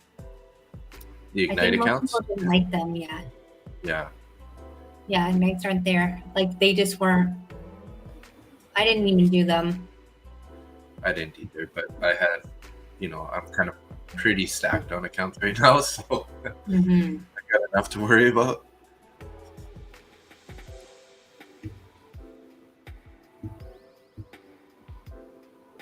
It's weird to see Austin alone on a stream right now. Is he on loan? Yeah.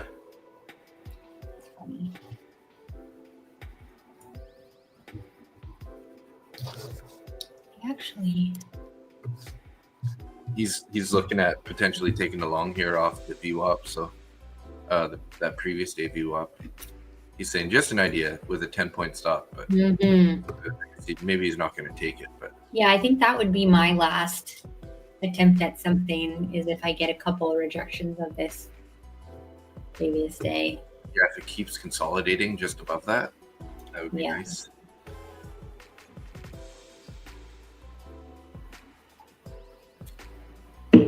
Everything's just moving down. Like the VWAPs are going down. Like everything's just. Sometimes you see what you want to see and not what's actually happening. Yeah. And yeah, with so much bullish momentum, they are definitely due for a pullback. Now, whether or not this is going to be a continued move lower, I mean, I would say I would doubt it's going to go too much lower. At some point, I think it's going to bounce, but obviously we'll have to see.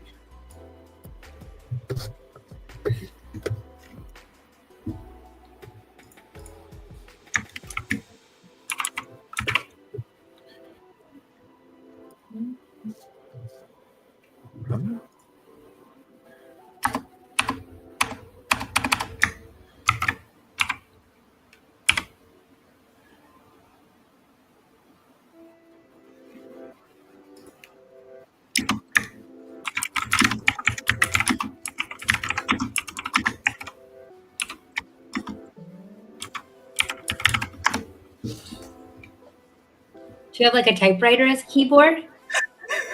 Yeah. I just I always enjoyed hearing the click when I play games on the computer. Yeah. So do you have one of those big key keyboards that really give you the sound? Yeah. But then, I never really thought that I was going to be streaming, and then if I would have picked a computer or a keyboard for streaming, it would have been the loud one. Yeah. Everyone's like, "What's he doing? He's typing something." Oh. No, started breaking into that panel a bit. Want a little more than just that, Yeah, not enough to say. It's not enough.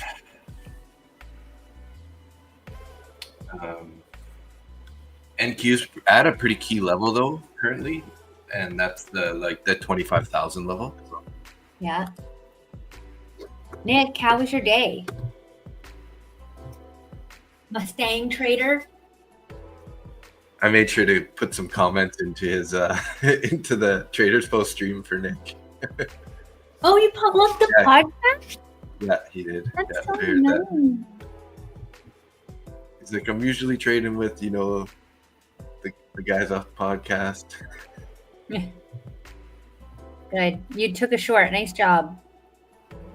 I took longs, obviously, and took 2 losses. But that's kind of, I guess that's kind of that's the risk of that strategy, right? Is absolutely. The days it's not going to work, it's not going to work. Yes. But the days that it works, it's really going to work, right? So yeah, I mean, the statistics of it, 70% of the time, futures markets are trading within a range, So if I'm trading a range strategy, I'm going to have the possibility of the right trade 70% of the time. Nice, yeah. Today, it's not trading within a range. I mean, maybe it is. Maybe it's just a bigger range, and I'm not kind of within that. But right now, we're a trend day, and that trend happens to be down, which is against my natural bias. So these days are just what they are. Yeah. No, I'm not. In fact, I don't trade with the VWAP anymore. So I'm never in a fight with it, but VWAP traders would excel today. I wouldn't. So we just got a 30-minute candle closure below IB low. Okay. So I don't really know exactly the stats, but usually when you get a 30-minute closure, that means it should continue lower. Yeah, and it's just breaking through the previous day in New York. So this is just like yesterday, but in the opposite direction. Yeah. So I'm definitely done for the day. There's no point in me taking more losses or trying to sit here to try to find some bounce. this previous day in New York was my last hope, unless it like literally just like holds here, but it's not looking like it. So yeah, I mean it could, but yeah, I know exactly what you're saying for sure. Yeah, we'll see. Now that I said that, it's like, ooh, I'm gonna bounce. The important thing is that my losses today are less than my wins on Monday. Yeah, perfect. We're good. We are good. Did you trade on Tuesday? No, didn't take any trades on Tuesday. Oh, nice. See, I was able to like stay. Today was a little bit more tricky because it looked like it could have ranged a bit or bounced, like because I'm overall trending long in my bias. I was looking for more of a bounce to go long at certain levels. Whereas yesterday, wasn't looking for shorts per se, unless it was like a very range bound day. Yeah.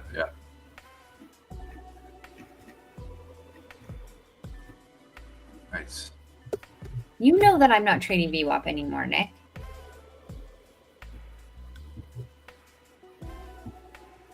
Unless you just don't pay attention to anything I say.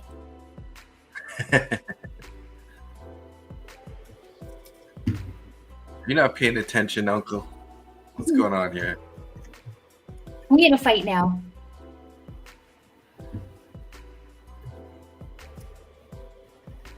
Yep, she's going. Yeah.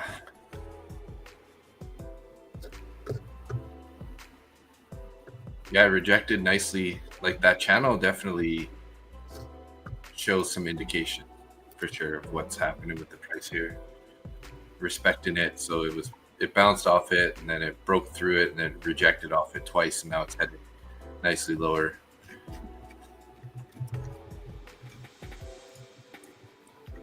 Just, the only thing is those channels or trend lines are pretty discretionary. That's what I find. So, right. Somebody might have their angle slightly different or whatnot. So that's why I find that it's a little hard to trust them sometimes, right?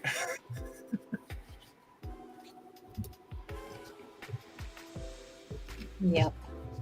Austin fought the VWAP today. See, for him, he's like fought the VWAP and lost, and it's like now in his mind he's reiterated that he needs to trade with the VWAP. But like I fight the VWAP often, and it's not like always a loss. So it's like funny that he would get that on this day. Yeah, well, like quite often as it moves away from the VWAP, it always wants to go back to it too, right? Yeah. So that just shows why your style of trades can work in that sense also.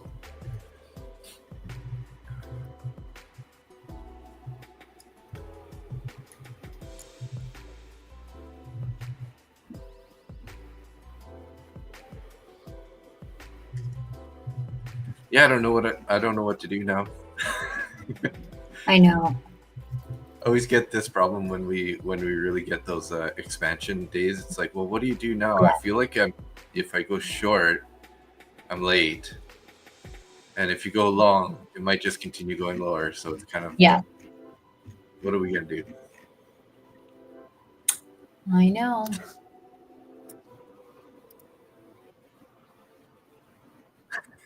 He does it at least 2 times a week, and he says he won't every time fight the VWAP.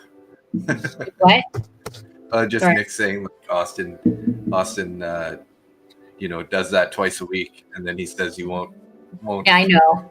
Every time. And it's like if he just continued to fight the VWAP, eventually he'd fight. He's not going to lose every time, but. No, of course, yeah.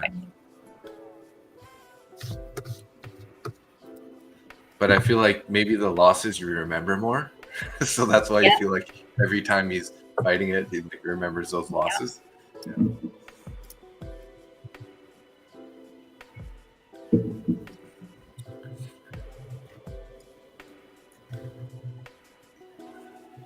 Yeah, I really want to get one of these TPT, Take Profit Trader accounts to their pro, because you can do everyday payout or whatever. So. Oh yeah. Yeah. 1-day payout. So it would be nice. Get a nice win in there. Take a payout.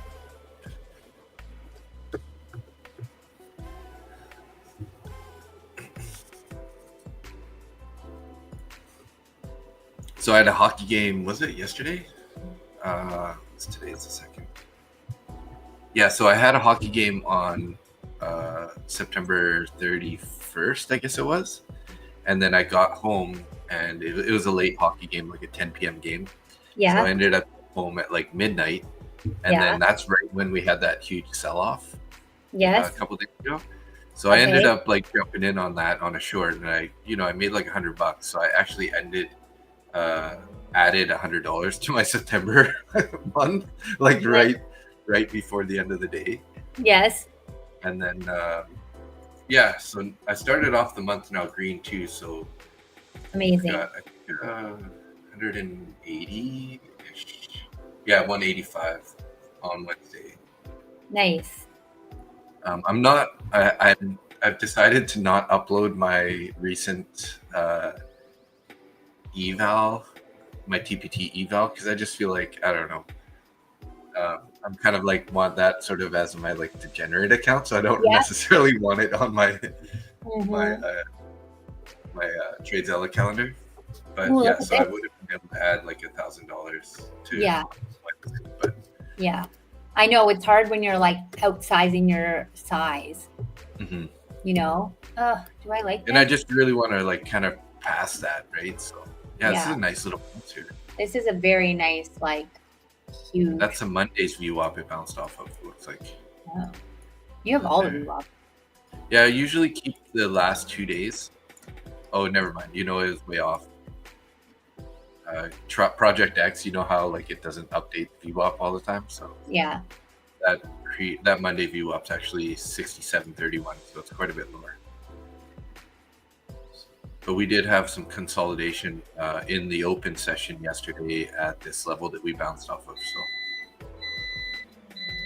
So 67.45 area. Is that your coffee machine? We need a closure back in that channel though. Mm-hmm. Let's see here. The MACD is pretty wide open on the downside, so this actually could be a short entry, but I'm not looking to take that. I would rather wait for something to say that we can take a long back towards the top of the range would be nice. Yeah.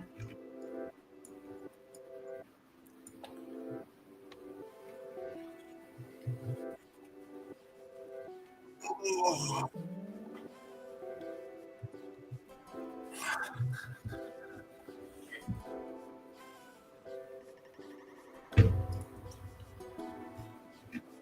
Yeah, and that midnight sell-off, if the other day, if I would have just taken a long down there, you could have left it all the way to the close of the next day, and it would have been up something like 400 points or something. Oh my gosh, crazy! Like from the point of that like low in the overnight. Let's see, what was it here? See if I can just measure this out real quick.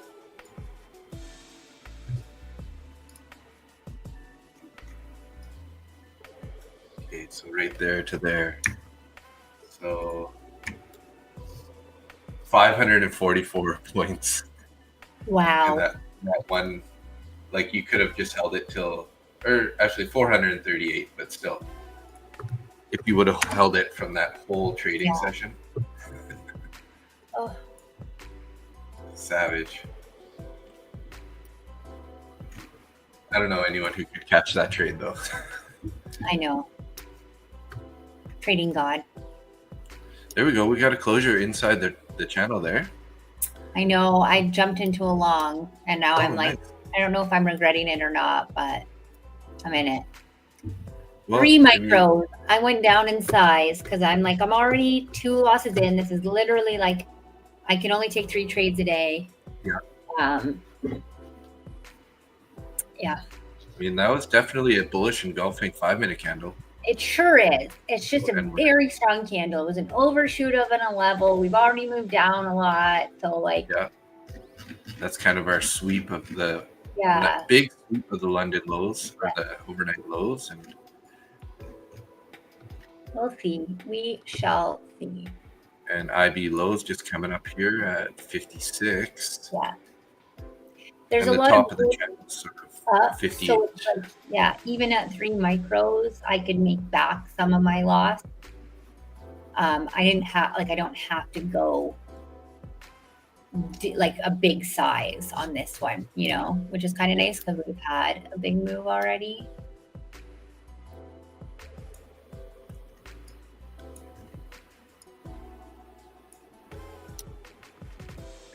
Yeah, I like the 63. I like the bottoming, the opening range low area for like a target. Yeah, because that's sort of lining up with the New York and everything too. Yeah. We'll see. Let's just see. Hopefully this little sell-off here is going to hold on the bottom of that channel. And which is also lining up with that previous day view up. So lots of confluences here. Yeah. My stop is almost 10 points, so this is about a 1-to-1 for me.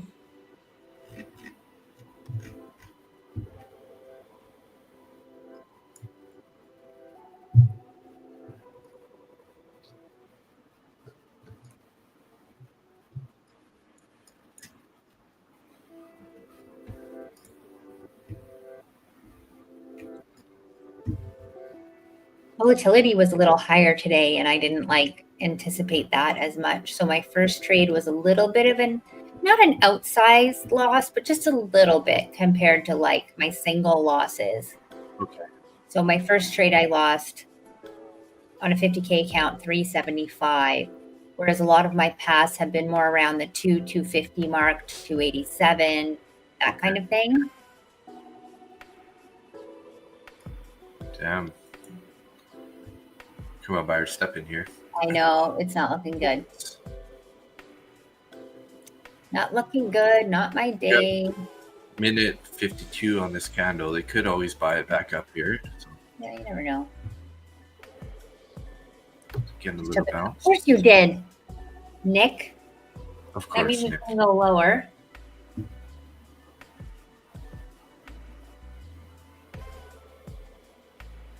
Nick always catches those clean moves. He's got a nose for those. I don't know. I don't think that this is over yet, though. I think there's a good chance we're going to bounce here. I am tempted to join you here. Let's see if this candle can get a closure above that VWAP, which would also basically be in the channel. And I think I would go small size also. Like 3. Yeah, it's like, what are you willing to lose on this trade? Oh, it's going down.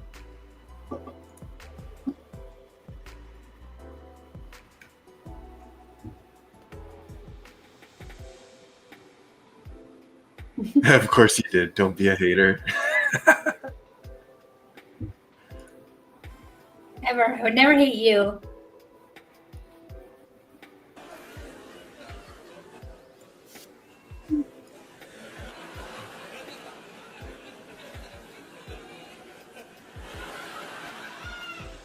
The laugh keeps going. You think it's going to be like a second, and then it just keeps going. Yeah, it's a really long one, actually. I usually end up stopping it partway through because it'll just keep going forever. All right. Nope.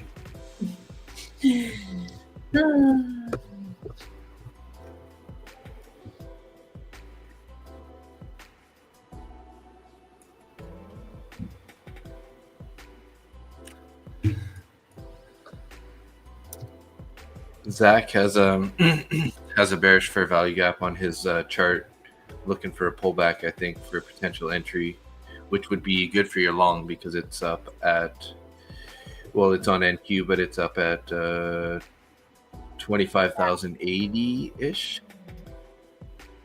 So Should help. Should bounce up there.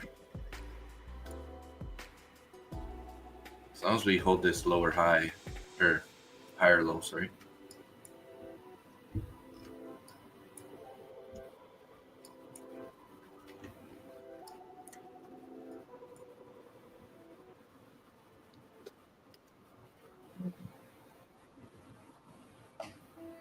Do you have your stop right at the bottom of those candles, or? Yep. Okay. Well, just like a point below, so 67.43.75. I'm rooting for you. I feel like this can definitely work.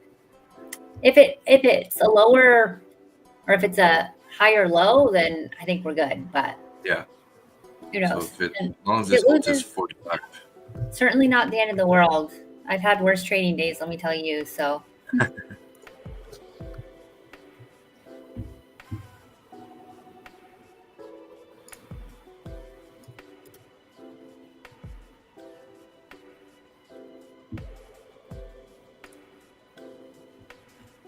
I didn't see my dad today. Normally he's on and saying what's up, so I don't know. He's busy. Yeah.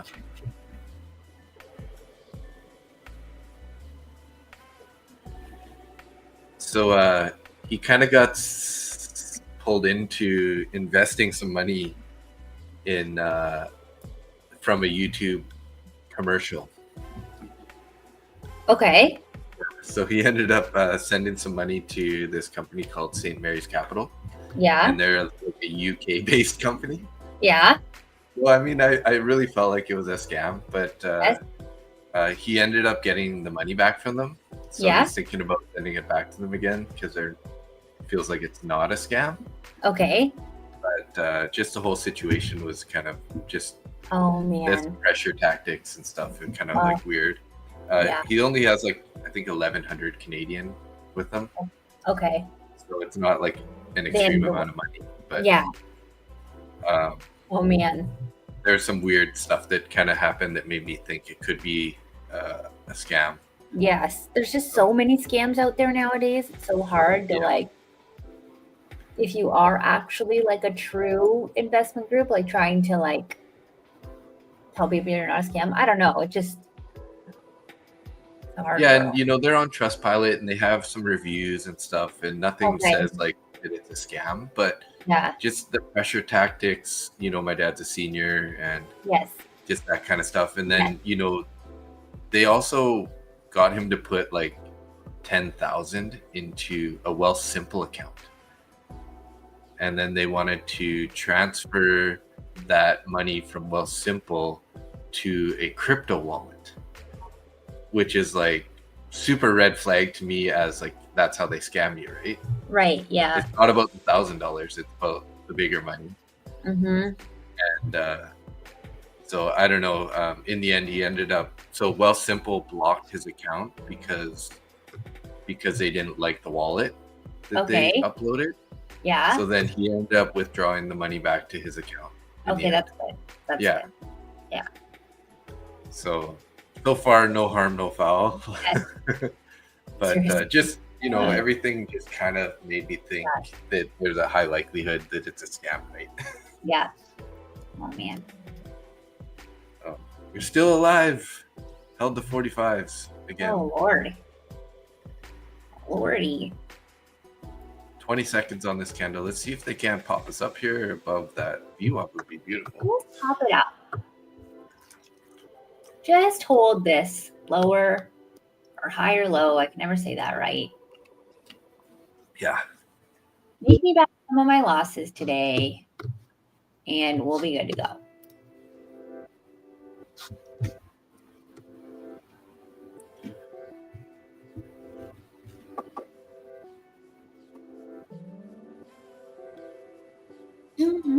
Oh, it looks like Lucid finally got approved to have Tradeovate also.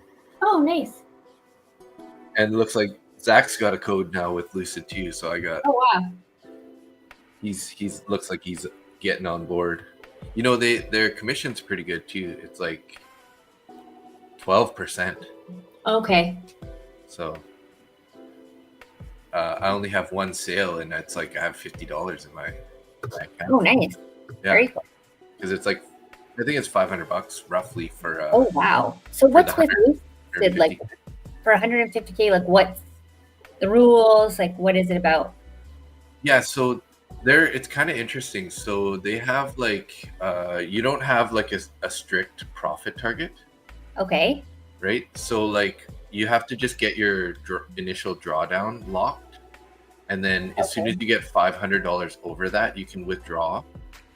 And then you can take up to 1,500 as a max withdrawal.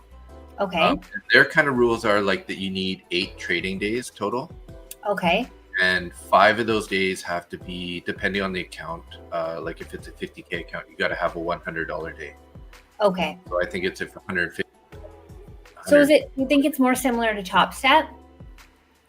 Like with having, you have to have 5 days of 150 to be able to take. Yeah, I mean that's definitely something like no that. profit target. Okay. Yeah. And then there's like you can take 50% of your whatever. Well, they have a minimum of 500 withdrawal and a max of 1,500. 15. Okay. But and then that cycle restarts. So, but the good thing about it is the evaluation accounts are like a one-time fee. So there's no like renewals on them. Like you could have it for 6 months, right? Okay. Cool. And pass it. That's really nice. Yeah. You could get 5 evaluations basically for the price of one straight to funded sort of. And then what's the target on those for the?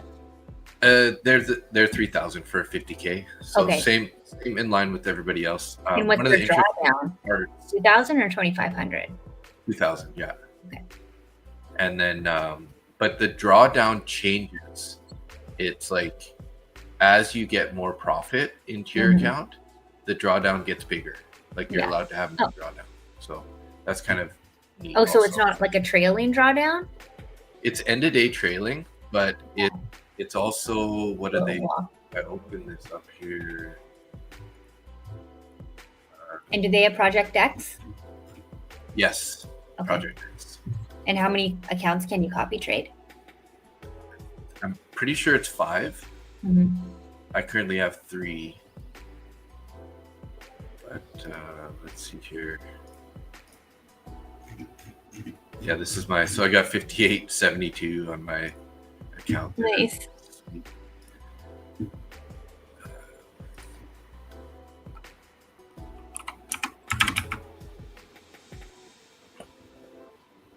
Lucid trading. I forget how they describe the trailing drawdown here. So let's get started. Okay, so once you get into the direct, so it doesn't, it's not for the test, but once you pass the test, it has Lucid scale daily loss. Oh, the daily loss limit is what scales. So they do have a 1,200 daily loss limit fixed. Okay. But then above the initial trailing, so 60% of your peak is added onto your daily loss limit. So the more profit you get in there, the larger your daily loss limit gets. Yeah, and they do have the consistency rule. Yeah, 20%. Min days to pay out is 8 max. Okay. Yeah, and max 5 accounts. Yes. Now, does their test accounts, like when you go to the challenge accounts, do they have consistency rule? No. Once you're in, you can pass 1 day on their test. Pass accounts. 1 day, pass eval and trade funded account same day. No activation fee. Interesting. Yeah. Okay. So they do have the fixed daily loss limit, but yeah, so no consistency on the test accounts. Okay. So pretty similar to most. Yeah. But I've also heard that their payouts happen within like minutes of you studying it. Like it's literally minutes. Interesting. So pretty good in that sense also. So really, once you get, if you do the 50K and you get up above the max drawdown, we're sitting in a pretty good situation, right? So, yeah. But yeah, I guess they don't, they want you to be relatively consistent on your profits.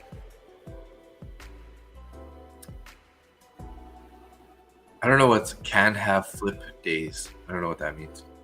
Yeah. So in other words, maybe when you're really into big drawdown, I guess. I don't know. Because some firms will reject your payout if you go too much into drawdown. So I heard of that. Yeah. But Nick, I'm wondering if you do the like test ones, which is a little bit annoying, but then it gives you once you pass the test, do you have the consistency rule on your funded? That's what I want to know.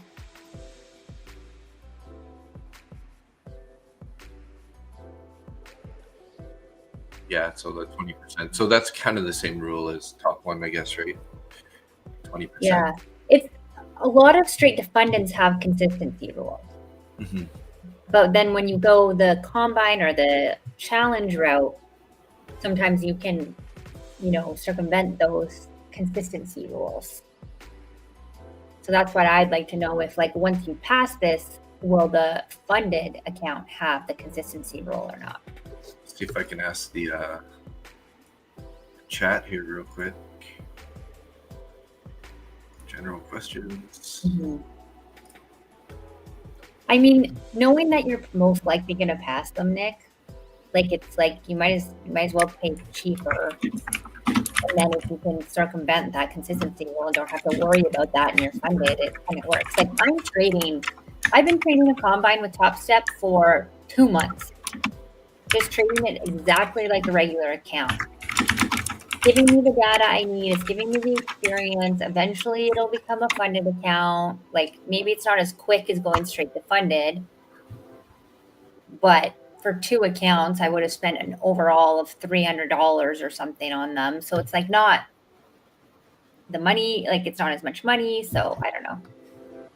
Okay, so Lucid Pro account. So when you pass your, your test account, it goes to 35%.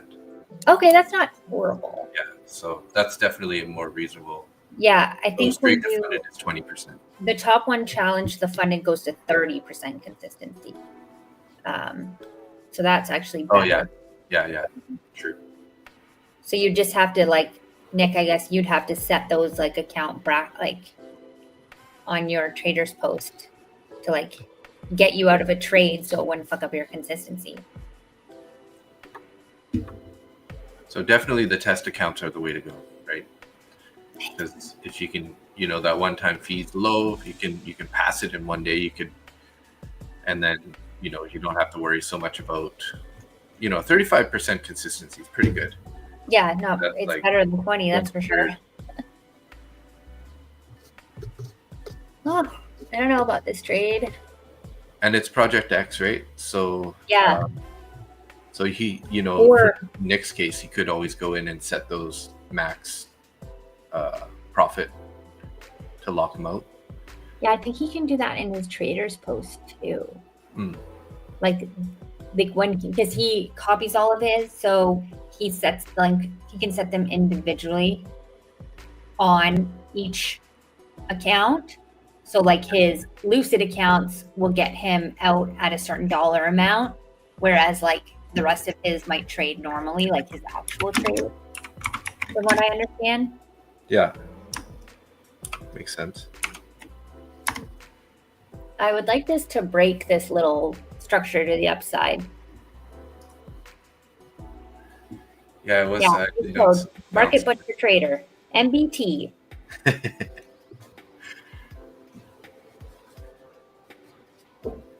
Just got to throw that out there. I don't know if you noticed, or maybe because you don't really run the streams, but I don't run it when I'm usually on Randy's or your guys' stream, right? Yeah. But you can actually put a barcode or a QR code on the top of the screen now. Oh. So if you can see there, that's a link to Lucid Trading. And then nice. I usually run, I have a little banner that I run that shows kind of discount and everything. So cool. 30-40% off. Nice. Actually, I think it's higher right now. I think you can get 50% off. Oh, cool. Right now. So.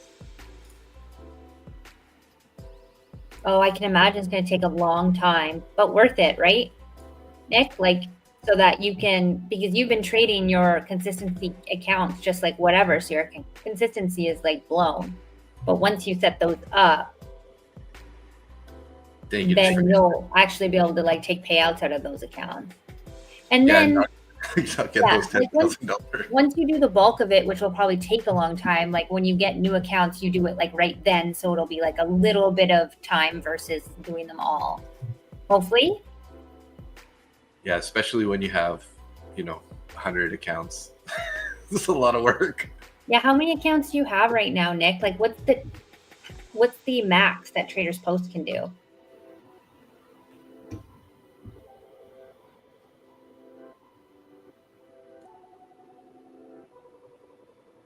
Yeah, those consistency accounts, 92. Okay. Oh my God. You're a madman.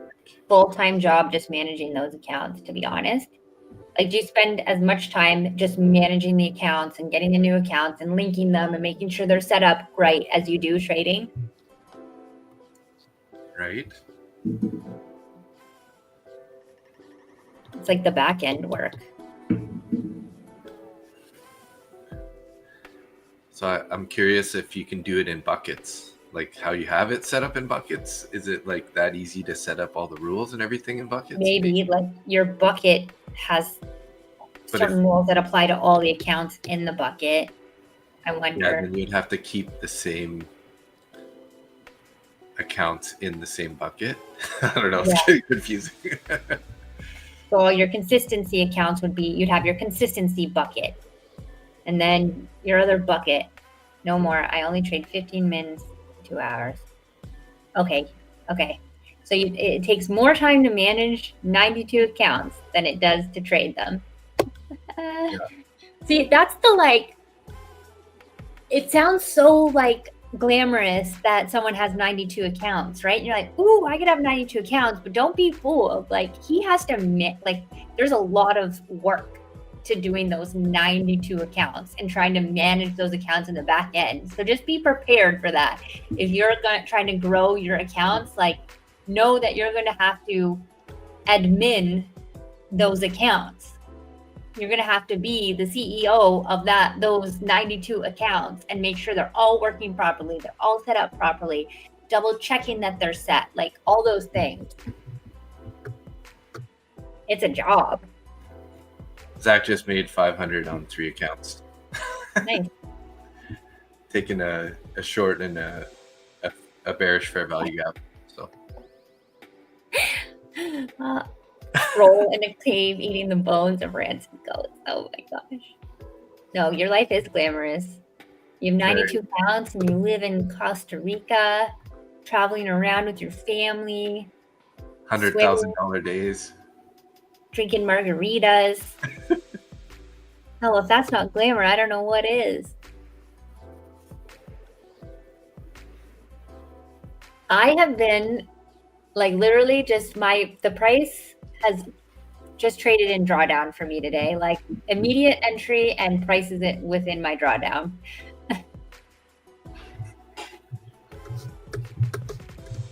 One of those days. I might just have to walk away from this trade and come back tomorrow to see what happens.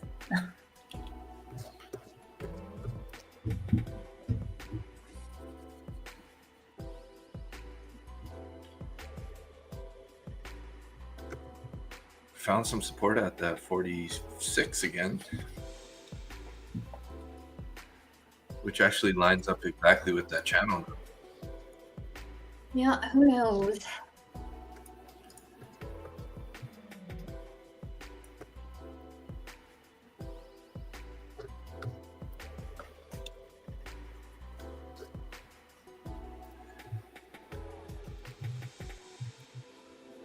Yeah, Zach's trading minis. Yeah, I think he trades 2 or 3 minis.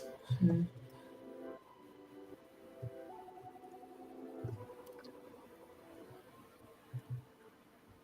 Yeah, and looking for 10 to 20 points. Yeah, exactly. He runs a negative risk to reward, is shooting for 10 to 20 points.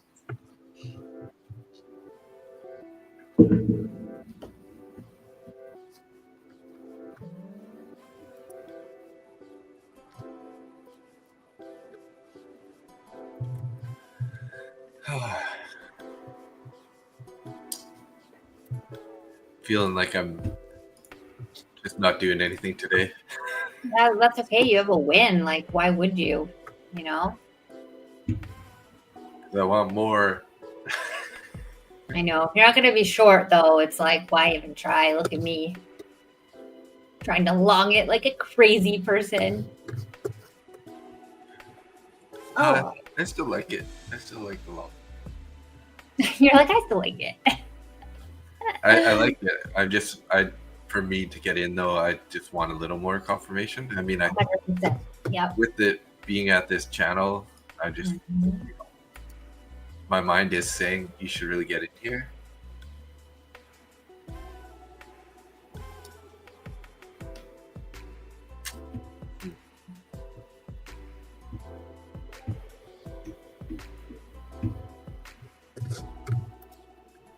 Patrick Whelan's got D money on right now. Who's that? Just another trader that he's recently had live with him. Oh, okay. So I don't know if you saw he had like a women's head-to-head battle. No. He's been like hosting traders and like having competitions between the traders. Yeah. And, like, giving them a prize at the end. And Terry Trades is this Asian girl on there, and she's like pretty good. And then there's some other girl, and the other girl basically like got all bitchy and started flaming Patrick Whelan on her like Instagram or X profile. So then he basically like cut her from the show. He got rid of her. So who was it? And he even removed the videos. I can't remember her name now. Oh my gosh. But yeah, so it's kind of interesting. Like, so he's calling him like, oh, shoot, I guess you're out of that trade there. Yep, sure am. Yeah. Happens. It happens. Yeah. That was my bad not my bad, but like just is not my day. Not my day. Oh, Lucid launches Tradeovate and Ninja Trader. Nice. Oh, nice. So he's even got Lucid now too. So PW pass code. Oh my gosh! Don't use his code. My very first account that I bought I used his code because I wanted Tradeovate, and Randy, I think at the time didn't have that code. Yeah. Or still doesn't. Nice job, Ray. 16 points. Sweet. Beautiful.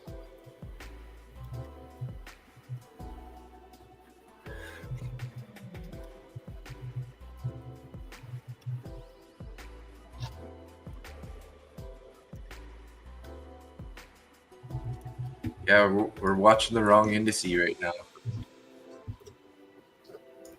Yeah, seriously. Oh yeah. It just NQ did look a little clearer to take the short there. Yeah.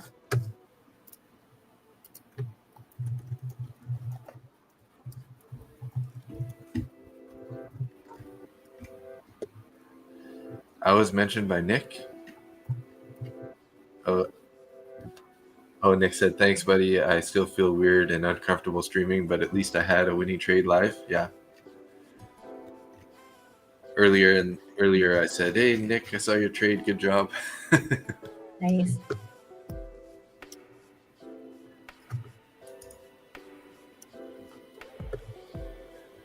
Yeah, I don't know. My consistency has been way better ever since I started taking partial trades and then bring my stop to break even. Nice. Just keep getting these base hits. Base hit after base hit. Yeah. I thought I exported my trade. Alrighty. I'm just doing my DRC. I'm a little behind on those this week.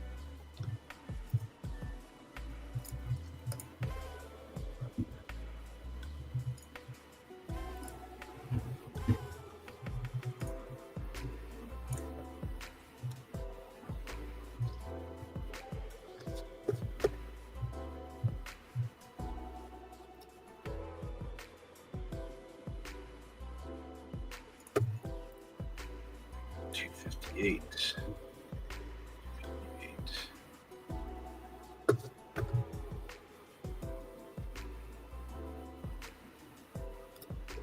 That's right.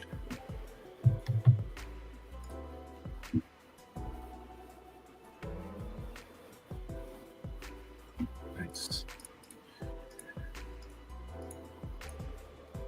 Yeah, I decided not to trade my two 150K copy trades on the morning trade, but wishing I did. Yeah. Doubled that profit. I just wasn't feeling that confident. So Yeah.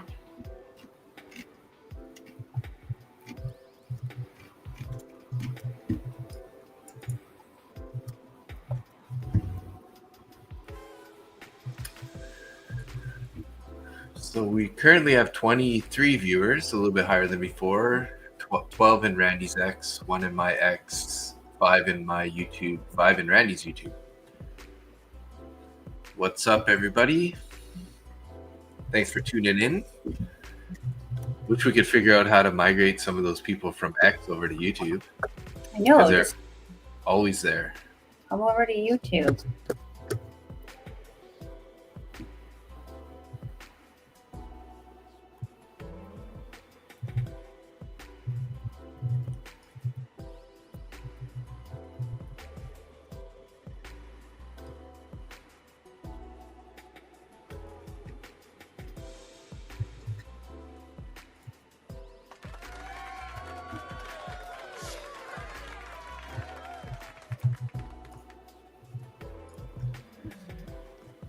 Who's that question there for, Ak? For mine? Yeah, it definitely is nice to have a little more drawdown. So,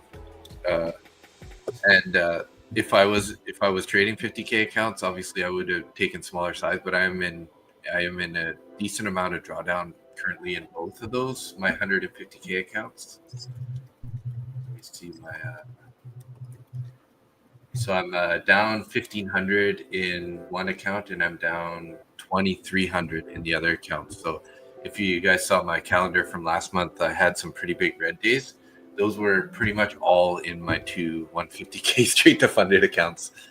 So those ones I'm battling to try to get them back into some sort of a normal situation here.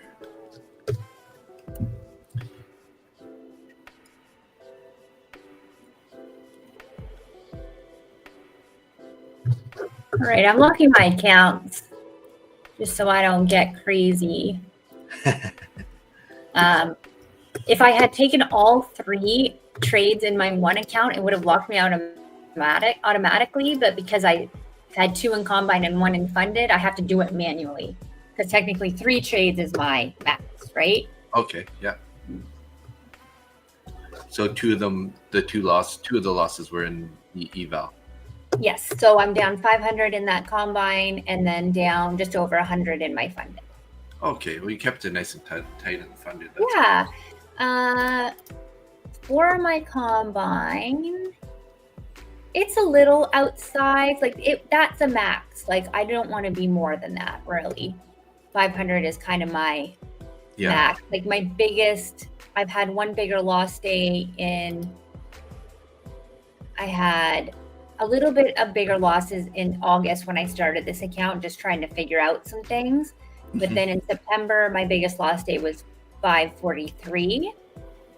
So this one's 519. So it's a little less than that, but still green on the week in that account. The funded, I don't trade as much.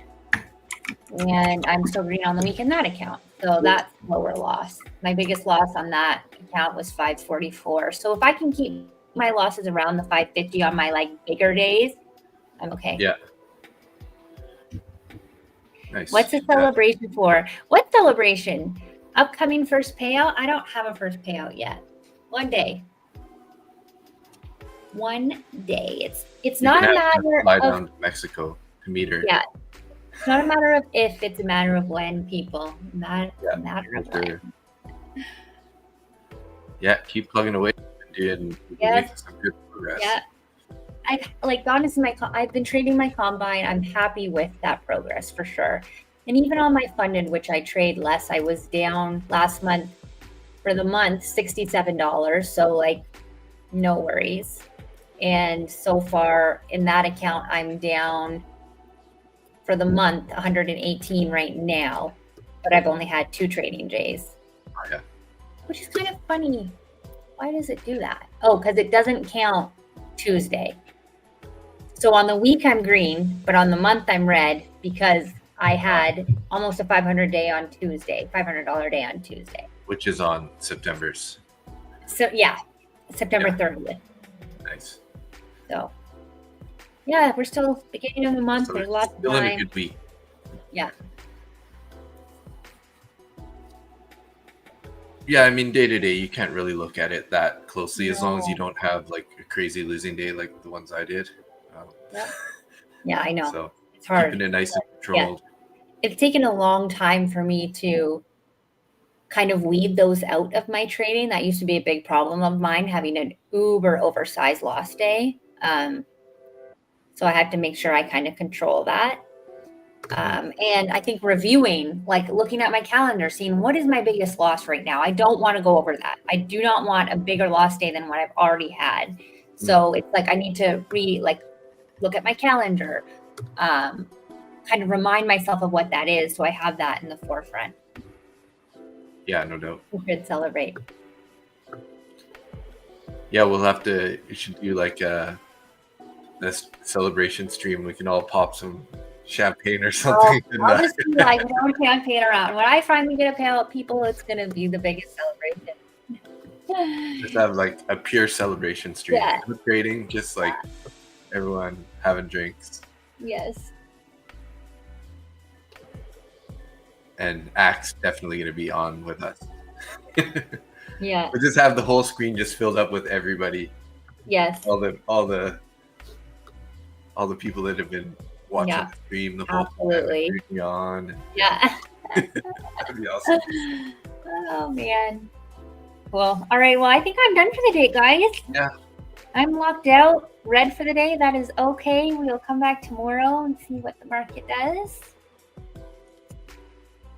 I was looking at a Microsoft position, but I don't think I'm going to be getting in that today either. So we'll see what the end of the day. I always like to check back near the end for the stocks, but we shall see. Sounds good. All right. Have a good day, Dave. Don't try to, well, lock yourself out if you feel like it. Yeah, for sure. Sweet. You have a good day too.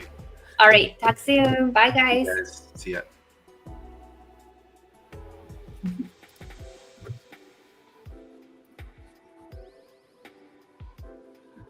All right, guys. Now you're just stuck with me.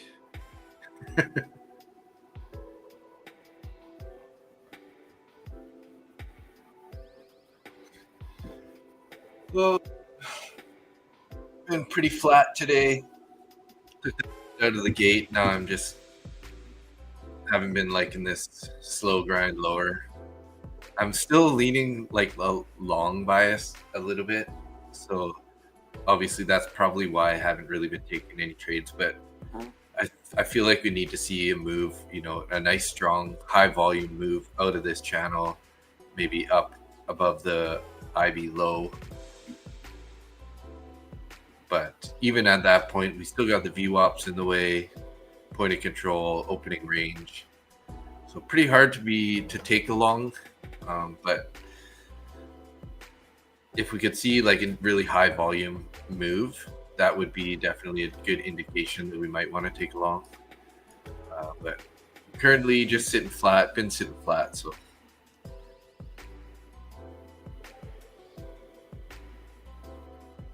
just because the hot one is gone doesn't mean you don't have value, Dave.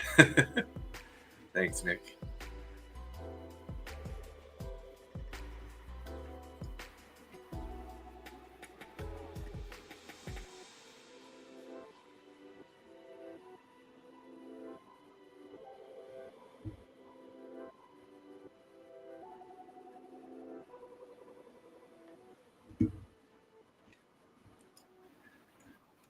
Yeah, so I'm up 127 on the day with one trade so far.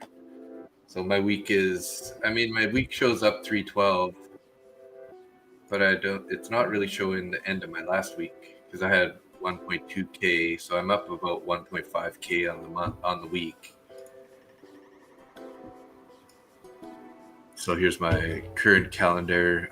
I do have $1,000 winner from last night, but it's kind of my degenerate account, evaluation account. So I'm not really, I'm probably not just going to upload it to this because I'm kind of just YOLOing it, sort of not YOLOing, but going heavier size than I normally would on most trades. Getting a bit of a bounce here, guys. Is this going to be the start of that? Although the volume looking pretty low currently. We're only about a little over a minute into this candle, but we're bouncing on low volume, so that's not very convincing to me that we're going to go higher. So could you see MNQ hitting back up to IB high? It would break all key VWAPs. Yeah, I mean, it could go there. Like I said, though, I'm looking for some sort of really bullish looking candle with some really high volume, and currently we're not getting the volume. So you know, we've been decreasing volume on these last 4 candles here. So as you can see, we're not really getting any continuation. There's a bunch of time on this candle, but yeah, I would be looking for, you know, a nice big green bar with really high volume. So if we could, you know, get this volume well above some of these previous candle volumes, then I would be thinking about taking a long. Now, whether or not it's going to go all the way back to IB high, that's pretty hard to say, because basically, well, that's the top of the range. I mean, there's a good chance, but I would be probably taking partial profits sort of at the VWAPs area. If I were to take a long here and then bring my stop sort of break even. But I know that I don't have Edgeful, which shows like the double break stats. And usually that's pretty low, like the likelihood of getting a double break. Just the only thing is, like I said, we've been so bullish lately that, you know, that's why I keep holding sort of onto this long bias. So I'm not really looking to long until I get some sort of good confirmation here. Like, this is definitely starting to look better. You know, we're breaking out of the top of the channel a bit. The volume has been increasing, although it's not increasing super fast. But you know, if we could see this volume chunk up really nicely without it pulling back, you know, that would be definitely a good sign that we could at least try to get some more points. But yeah, we do have IB low, and then VWAPs and point of control and opening range low all in the way. So there's like a lot of resistance above potentially. So it is a little risky, but usually the big players, they step in with the volume, and that's when, you know, that change in structure, change in direction is going to happen. So, and yeah, it's looking pretty bullish here. Let's see if we can't get a closure outside of this channel here. Volume is increasing pretty nicely currently. So if you guys were short, I mean, this might be a good indication that you should be possibly thinking about getting out of your trades. Not financial advice, but, you know, as you can see, that volume is definitely climbing pretty steady here.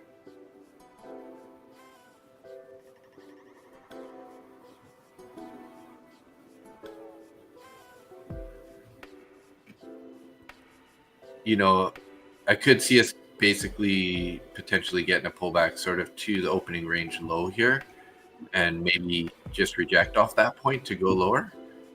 But, you know, obviously it'd be hard to say what's going to happen here. So definitely liking the volume and this candle. This is exactly what I was talking about, which I would want to see. So let's see if we can't get a pullback here down to like the 52 area, and we could go for a limit buy order there. And then, but we might not get the pullback, right? It might just continue higher. But I would like to get a bit of a pullback here, sort of to this channel, and then enter that long. Might not happen, but we did just form a pretty nice bullish fair value gap in there. If this candle closes without coming down too far, We'll hold that fair value gap.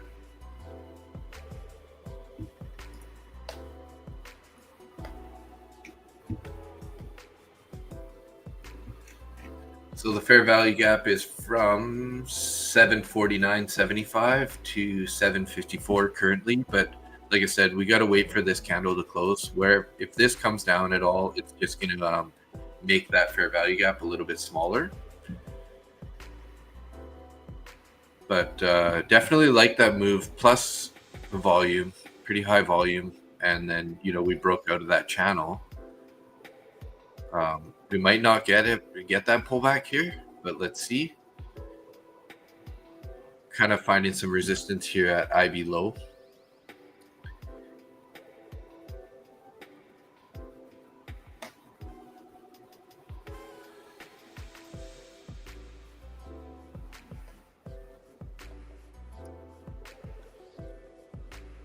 And a stop would basically be down here below this low, probably 739 area, which would be quite a big stop, 15-point stop.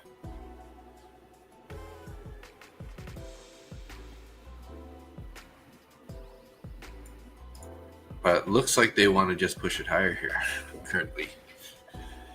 Just finding a little bit of resistance there at the IB low.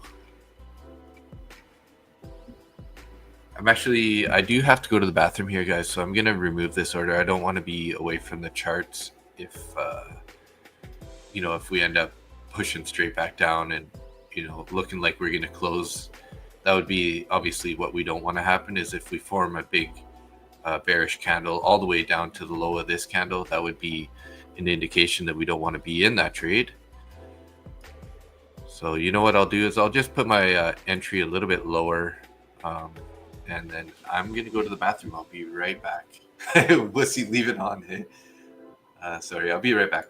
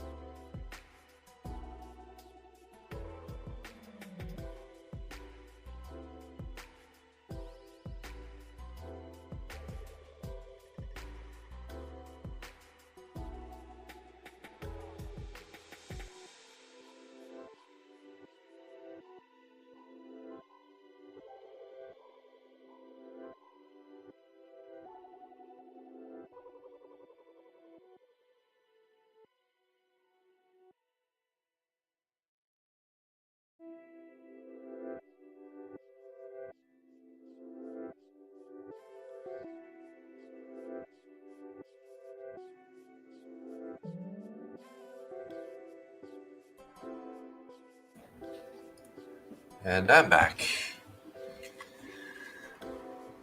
So we got a little bit of a pullback to that fair value gap there. Still 2.5 minutes, a little over 2.5 minutes left on this candle. We kind of touched the very top of that fair value gap, which is like basically this is the fair value gap. And it's a green one. It's bullish.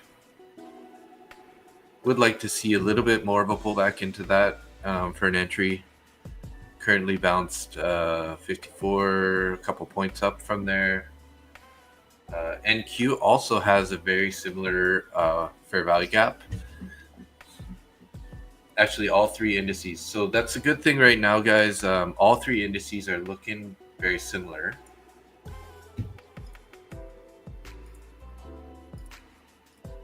So they're kind of working together currently.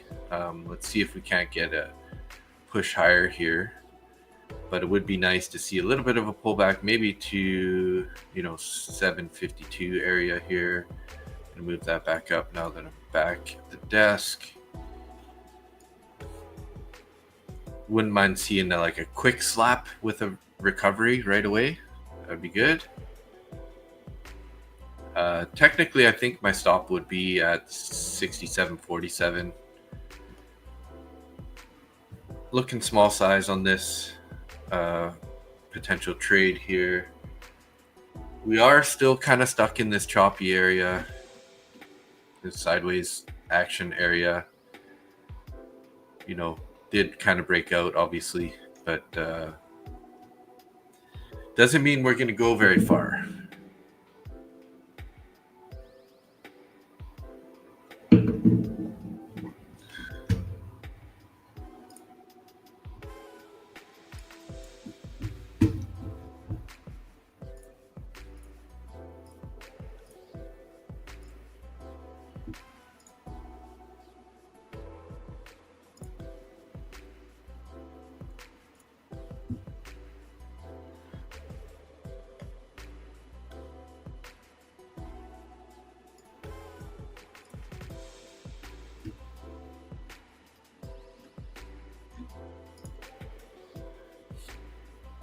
Might get that pullback here. Starting to look a little bit heavier. We do have orders on the book at 52.75, 52.50, which is kind of where we are, where my order is.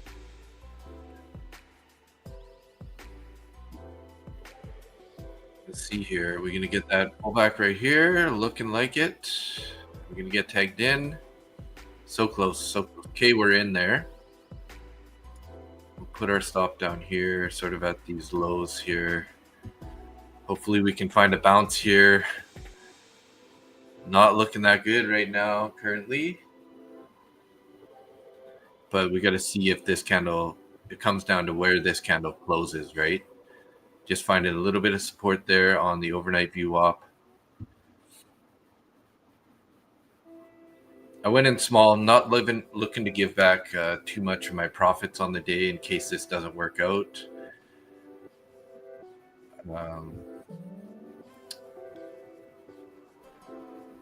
We could just kind of take 2 off here. Limit sell 2. If we get back up to this area, then we'll bring our stop to break even on the remainder on contract and see if we can't get a little bit of a run with that. Like I said, not really looking to give back too much, just keeping the size small here. So far, the fair value gap is looking okay. Let's see if we can't get a little bit more of a bounce out of this here, though. Would like to see this candle start flipping green here.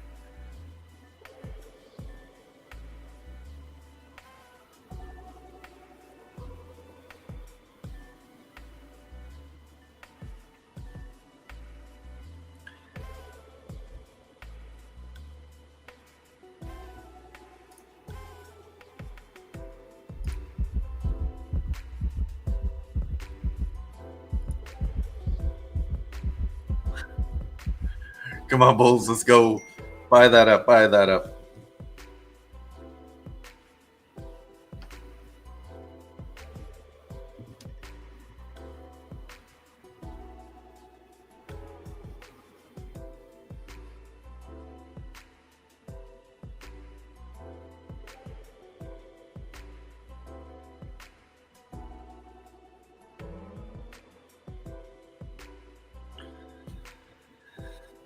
So far, not bad, guys. 2.5 minutes left on this candle here.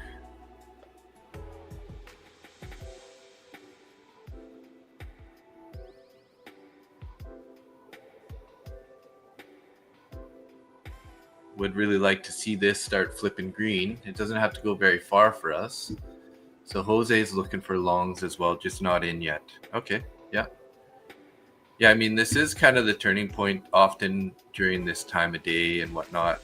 Although if the shorts are going to continue here, this is where they're looking for it, right? Is to bounce off the New York VWAP. So that's why I got these 2 orders here, just front running that that level.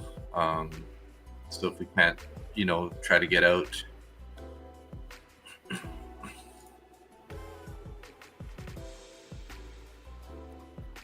Just need the buyers to step in here a little bit more than that.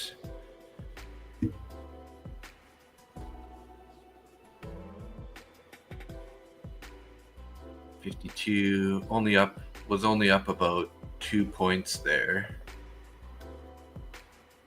And starting to get more of a pullback here. This could still be a losing trade, guys. Just hoping this fair value gap can hold. So far, the fair value gaps are holding on the other indices also currently. So got a little hopium that this is going to work out.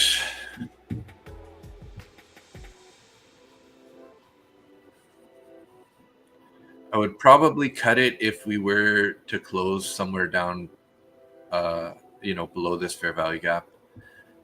Won't be looking to hold this one too long. Just take a small cut, paper cut on that trade if it doesn't work out.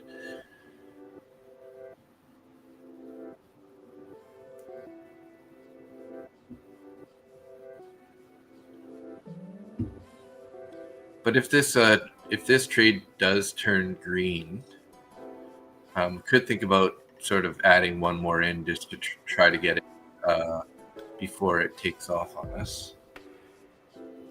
But I won't be adding in more than just one contract if that is the case. So far, the fair value gaps are working, so it held it there. Let's see if we can't get a green candle here now, guys. That'd be beautiful. Definitely like that wick there. They're holding this level, this sort of breakout level. Also found support on the previous day VWAP and sort of lining up with that channel there. So sort of a breakout and a retest. Let's see if we can't get the continued move here higher. Like I said, I'm not looking to take much more than, say, this VWAP or opening range low, as it's hard to say that we're going to get too much continuation, right? Currently still looking a little heavy though. Some seller volume coming in there. That was a pretty heavy selling volume candle on the last candle also. So two seller volume candles in a row there. But let's just see. The buyers did step in there and hold us up a bit. Are they going to do it again here? Hopefully. But like I said, if we end up getting a closure out below the bottom of this fair value gap, we'll definitely be exiting this trade. But I'm going to candle closure time. So, and then obviously if it just rips straight down and hits my stop, that'll be the end of it. We'll be out. But so far the buyers seem to be holding well. The 9 EMA there, and also the previous day VWAP plus the fair value gap. MACD is curling up. It did cross over here on this candle, and it starting to spread out. So this could definitely be the start of the move higher. We're still in bearish territory on the MACD though, so it's not really a guarantee. But it's nice that all three indices are sort of working in sync right now. Typically we're going to get a bit better of a move, so maybe the buyers are starting to feel more confident. We held this area since almost 8 a.m. basically 8 a.m. till almost 9 a.m. was when we broke out here. So 1 hour of holding this sort of level, so it's given the buyers definitely a little bit of confidence, but we need to see this candle take out the high of this previous candle. That'll indicate that there's a good chance we're going to at least head towards that VWAP again, or IB low. So I might end up trailing it tighter if we end up popping up above that, just to guarantee that we're going to keep this in as a green trade. Like I said, small size, not looking to take too much, not looking to risk too much. I'm already green on the day. I don't really want to give all that back, but it would be nice to just add a little bit more win. I am copy trading this in my funded accounts, so whatever I close this trade at is going to be times 2, right? So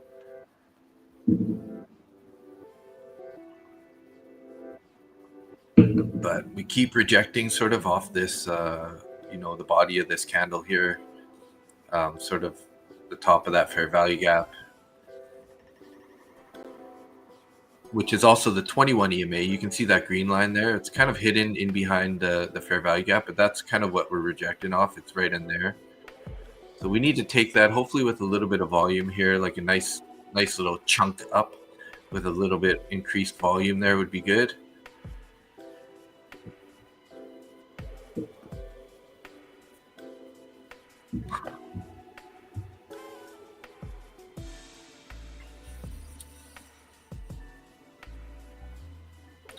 I am feeling like I should probably bring my stop up to break even pretty soon, just because, like I said, I don't really want to, if this isn't going to go here pretty quick, I need to mitigate my risk to the downside. I don't want to turn this into a red day.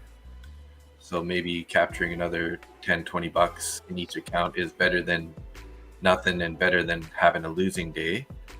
It was up at about 30.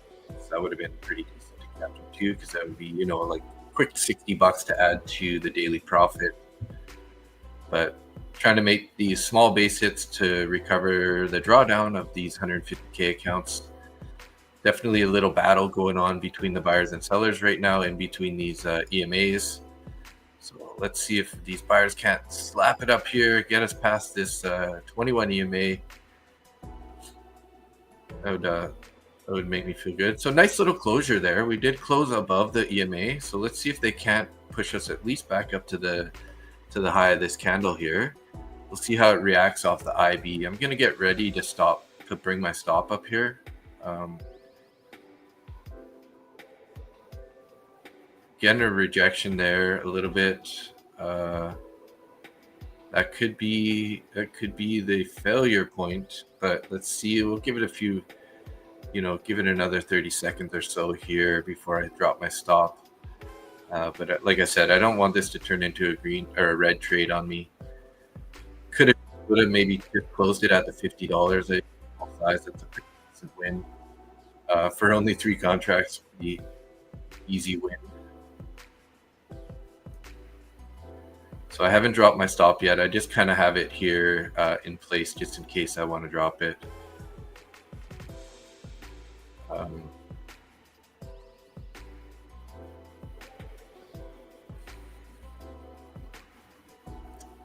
Let's see a little bounce here, buyers. Sellers are sort of stepping in a bit here, but not too much. Let's see if we can get another push to the top of this wick here. I'll probably end up dropping my stop right at the top of this channel here, maybe at the bottom of the body of this candle. Come on, guys, let's go. Push that up.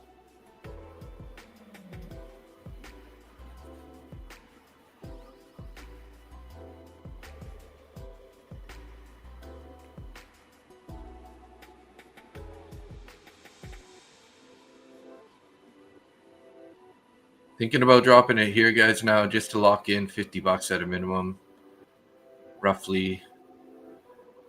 Let's see, a little more bounce here. Come on, boys, let's go. There we go. Come on, take that high. All right, dropping it there. Okay, we're out. 50 bucks. 50 bucks on 2 accounts and 3 micros. So small trade, small win, worked out. Just don't want to be turning my trade red.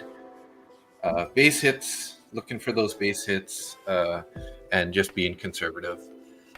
So let's just export these trades real quick. So copy traded to 2 accounts there. Just bumping up our daily profit a little bit by $100. Add a trade. July 30th account. Not the biggest winner, but that's all good. I'm like I said, I'm not looking to give too much back, and I'm not looking to get too much out of it either.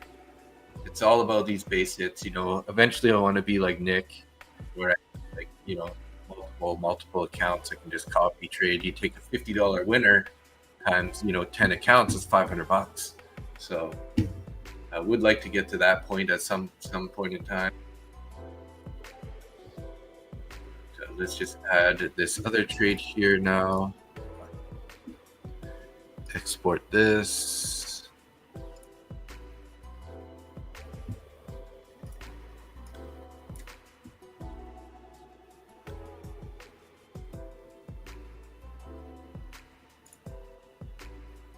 All right, go back to the dashboard. Yeah, so ended up making 228 now on the day. Probably just gonna wrap it up there, not take any more trades on the day. Just starting the month off, just trying to get those base hits, lock in those profits. Looking like I could still have been in that trade here, but is what it is. I'm fine. Sure, I'd love to see that. Yeah, I would love to see that for sure.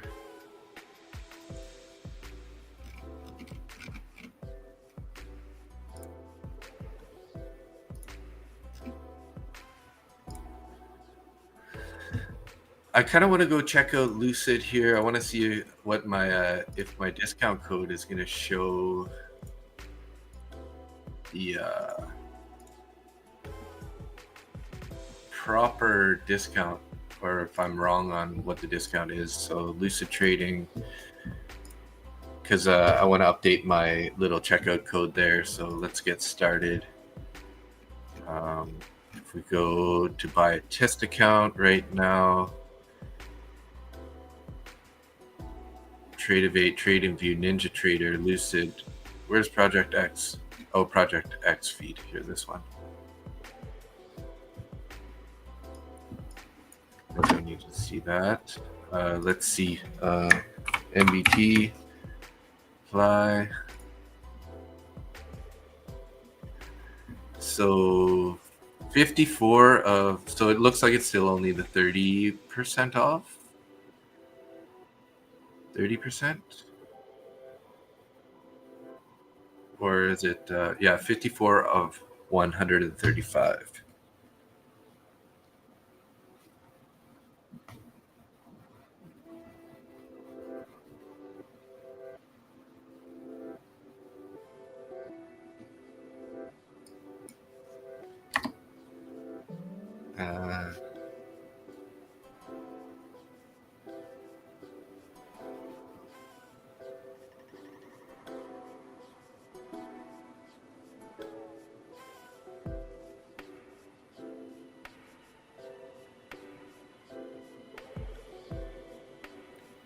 So 40% discount for the test account, and then let's see the direct account here.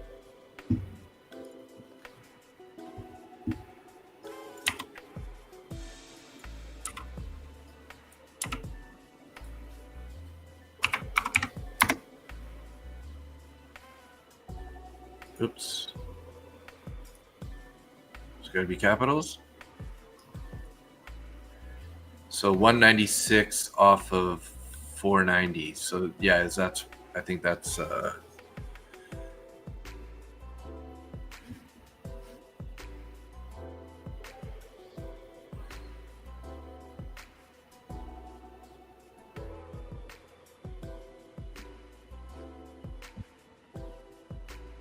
Yeah, so it's 40% across the board now. So I'm just going to quickly edit this little code. There we go. Save that. All right, now we're up to date. There we go. So it's a 40% discount off all their accounts currently.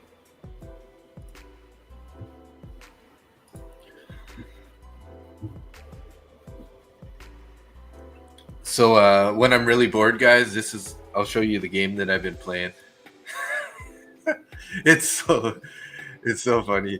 So you get this little plane, right? And then you got a little slingshot, and you just kind of shoot it, and then you got to like aim it. You pick up some speed, and then you kind of like level it out, and you kind of like see how far can we get the plane to fly, guys. Let's see.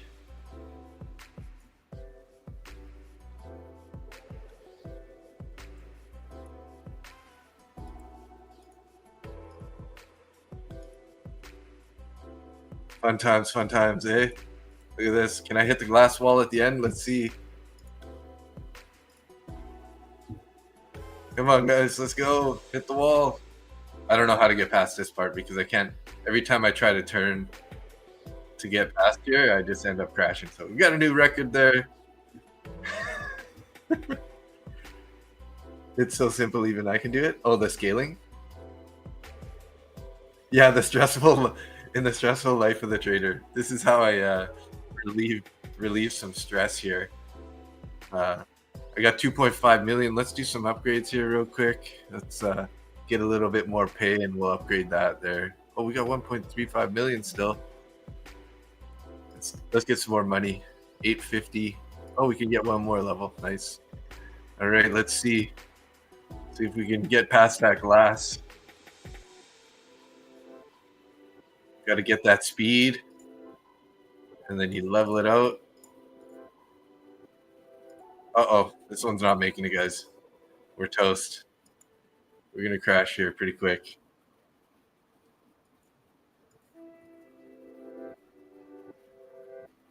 Bah. Womp, womp, womp. Okay, enough of that, guys. I'm sorry to waste your time like that. So pretty good that I trailed out that stop there. I stepped away and I heard you say 1.35 million and almost choked on my coffee. Oh, like I'm up a 1.35 million trade? Yeah, that would be beautiful. Be careful over there.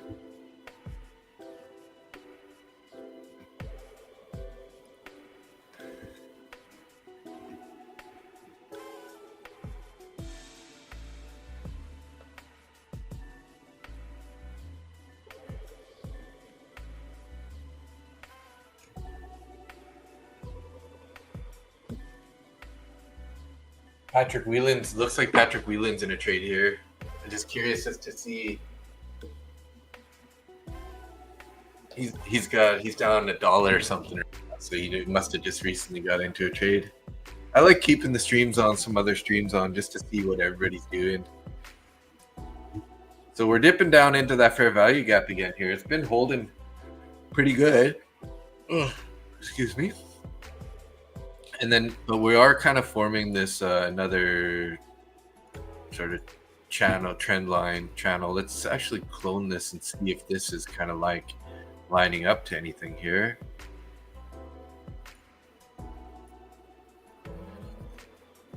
Not really. So that doesn't really work.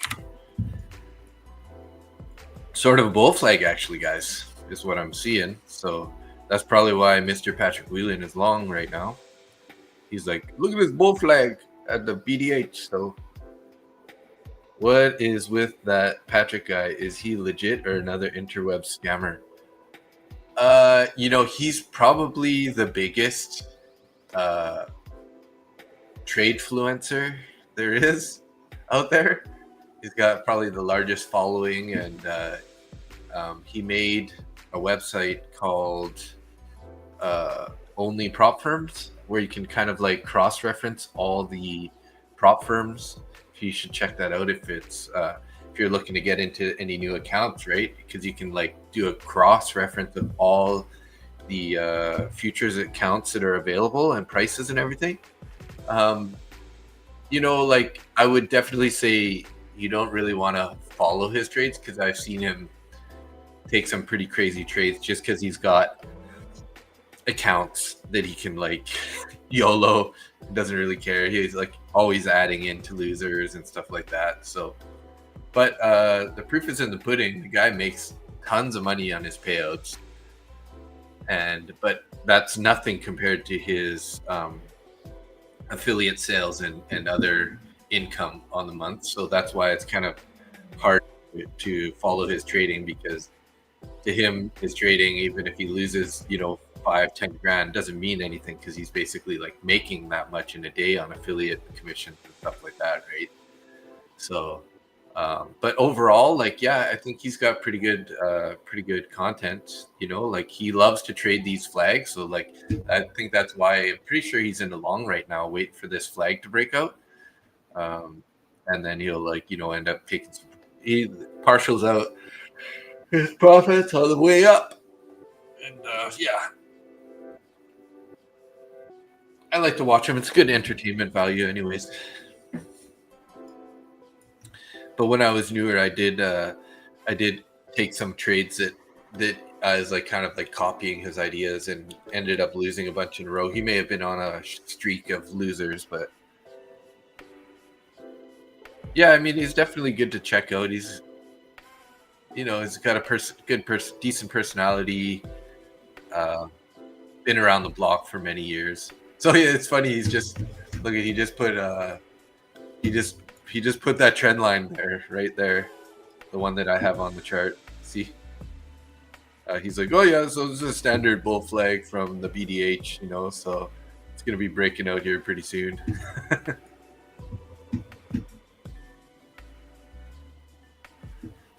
So he's got a garage where he does all this trading. It's got a like bunch of computers set up so other traders can come join, trade there, and it's his if you had to guess what BDH means, what do you think that means? And knowing your mind, Nick, I think you're probably gonna guess pretty close. BD something, BDH.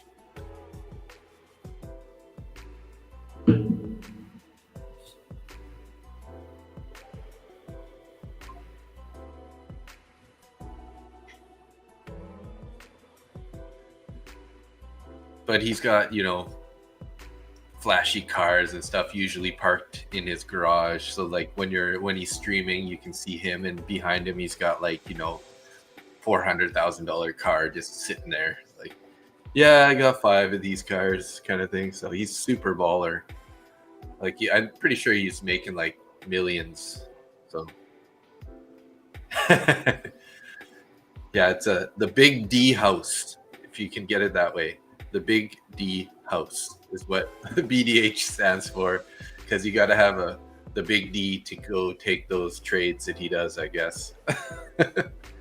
So maybe he's overcompensating, I don't know, but but yeah, so right now he's probably like, yeah, this flag is working out, so we're gonna be, I think actually he had his flag a little bit more like this, but yeah. So instead of like balls of steel or something, or big balls or something, he went with the Big D instead.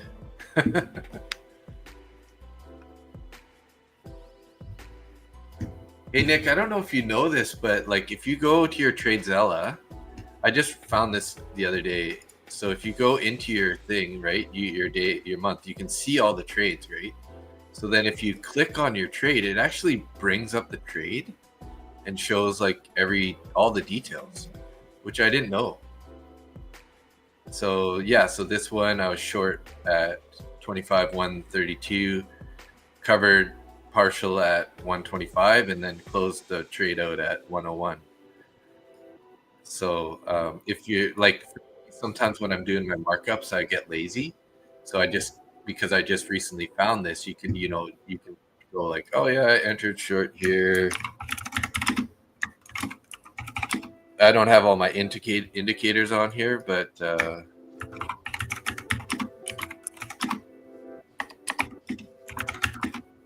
on Zach Arbucci's model, I think I covered some right at, what was it, the overnight VWAP. I covered some right at 98. What's this? 125.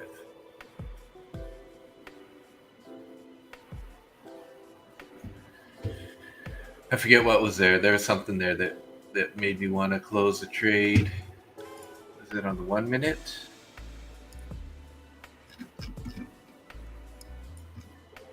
Oh, it was a 200 EMA. Yeah. So then I can go like this and go like covered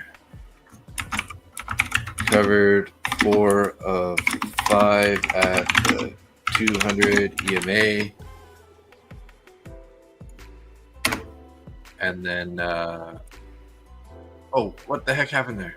Why did that go away?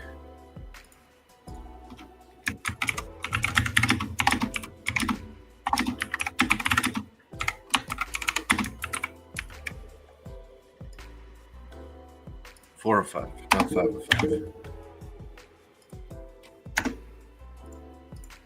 Okay, and then closed out last contract at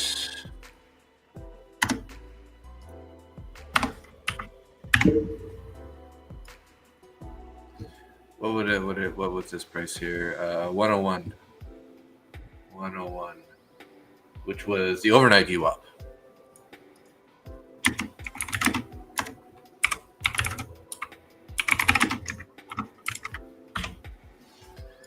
Okay, then once you do that, then you can just go, you know, to your little picture thing, copy link. You go back to your dashboard, daily journal. Open up your daily journal here, add a note. So I got a little template, I call it daily. That just gives me trades taken, markups from the day, end of day review. What was the biggest lesson of the day and what was the trade of the day? So then I'm just gonna pop this in here. I gotta give it a space and then it makes it into an active link. And then I put win 50K trade to funded account. All right, save that, and then we can go back to our dashboard, open this back up, and then go into our next trade. So this has been my like cheap way to mark up my trades, because normally, like I said, I don't have all the levels on here, but like quite often I end up going to trading view, and then I gotta like do it over there and copy it. I mean, it's a little bit cleaner and nicer because the pictures are bigger. But yeah, so what was my reasoning on this trade here? I think I just bought the low. Bought the sweep of the low. What time was that? 9:05.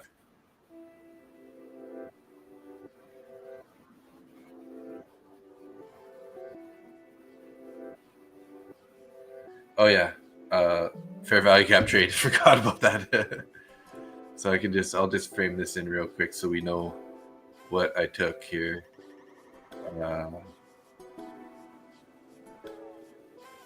It was on the 5 minutes, so to make it a little bit easier to see it. Oops, let's get rid of this real quick. So we had the fair value gap right here. Right to there. So should have left. Remember when I went to the bathroom, I brought my entry price down to like 52 or something. No, it was down even lower. It was down here like 50. Should have left it there. It would have got even better fill. So entered long in bullish fair value gap.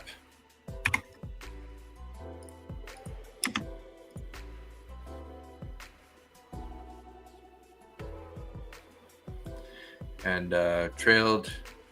Oh, why do I keep doing that? Told me to leave it on, eh, Bonehead? Leave the trade on? Oh yeah. Well, you know, I ended up getting the original price that I had it left at. But when I went to the bathroom, I brought it down sort of like right in line with this recent high of this last candle here. But I should have left it there. So then when I came back, I brought it up to where I had it originally. I mean, it still worked out, but yeah, I could have got, 52. I think it would have been, another 2 points out of that, but that's all good.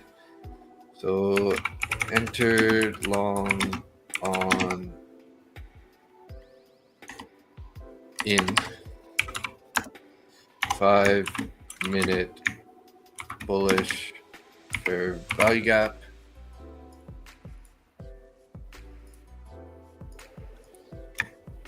And then trailed out in profit after finding some resistance.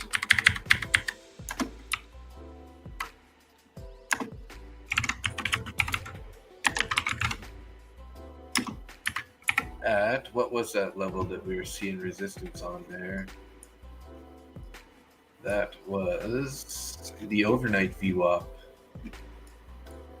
right? Overnight VWAP and midnight open.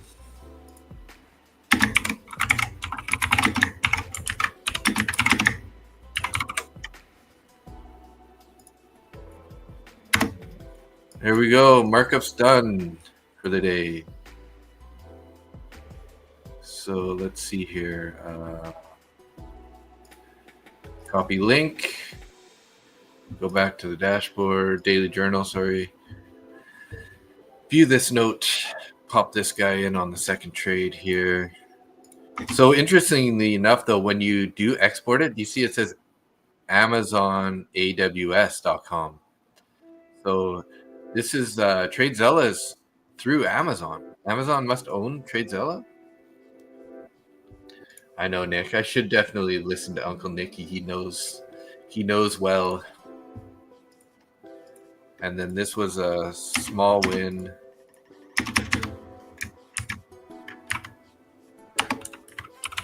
Small winner in 150K accounts times 2. End of day review. Let's see. So took a win early on with Zach Arbucci's model. Didn't like price action going forward as we were trending lower, but sort of stuck in a consolidation zone.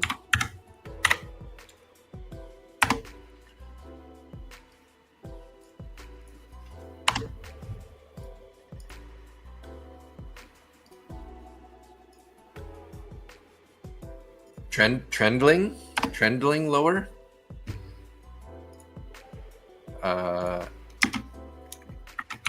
Ended taking a long after we broke out of the down trending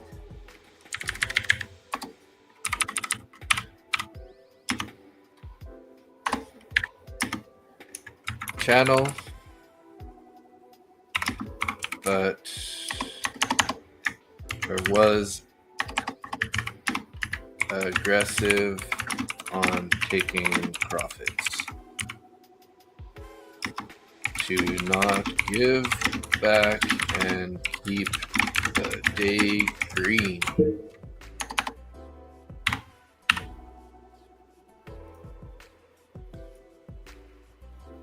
Well, the biggest lesson of the day is sitting on my hands while the price was going mostly sideways, but trending down. Patience. Literally with PAY, patience. And the trade of the day was definitely the short at the open using Zach's model.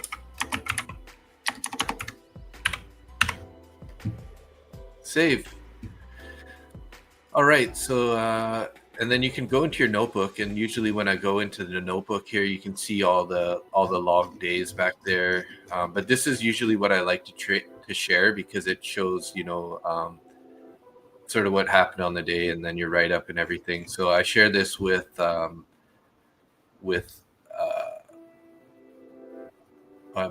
am I drawing a blank? Scott. Scott's sort of like my DRC trading buddy. So you just go in there, you go if you wanted to, oops, let's go back. Daily journal, share, copy this to the clipboard, and then you can share it to whoever you want to. So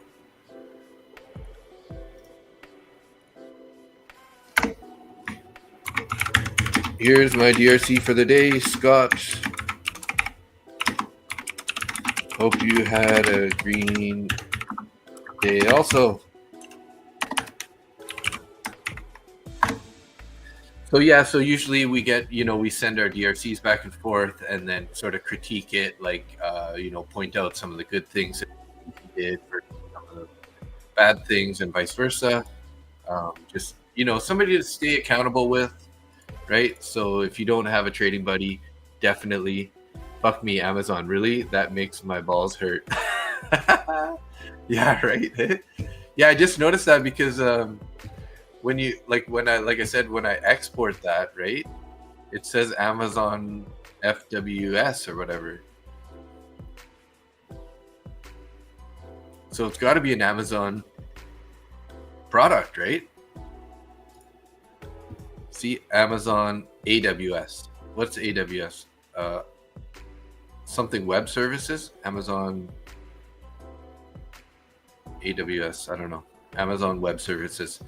So then you can go back in here and you can click on those. So it's pretty clear to see it here. You know, it's pretty simple. But like I said, I don't have VWAPs and everything all hooked up here on this chart. So, I mean, I guess I could start adding the VWAP, but it just seems like a whole lot of extra work. Where if you just type it out, you can kind of, you know, sort of tell yourself or whoever's reading those reviews what happens. So so I did take a pretty crazy degenerate trade yesterday. I truly hope it's not. I don't want to give Mr. Bezos any more money, poor money. Yeah, totally agree. He's got money. So what did I do yesterday? I wanted to show you guys my trade because I took it right at midnight, and I went super heavy with the NQ trade. We had fallen back down. Where is this here?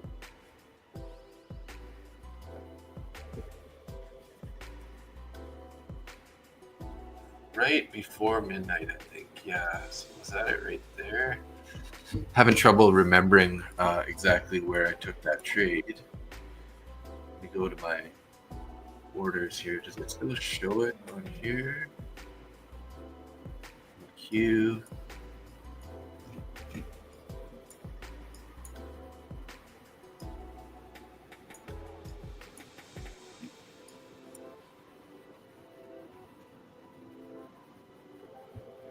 So we're actually just taking the low of where I took that trade here. So I did find it. Let me see if I can put it on TradingView real quick here. So basically I was short at around 25,068 and I closed it at 25,055.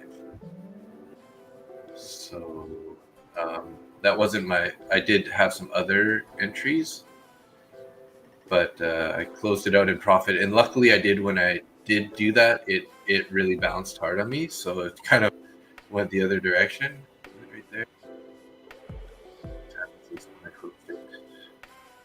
1153.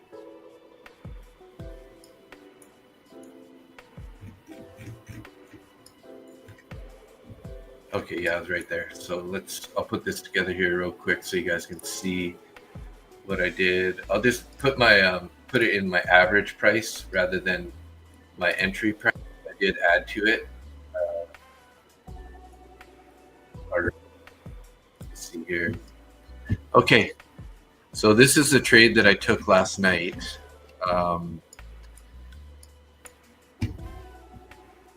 I actually took a couple trades. So I had a small winner earlier. I forget what it was. It was kind of like a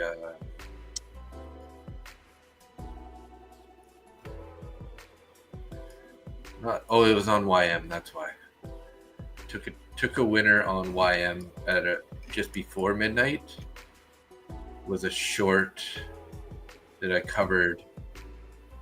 Yeah, so we won't look at that one. But anyways, this is the trade that I took. Basically, I ended up making around 700 on this trade. I was in, by the time I got out of this trade, I was in 6 minis. So that sounds like something that Nick would do in his degenerate account.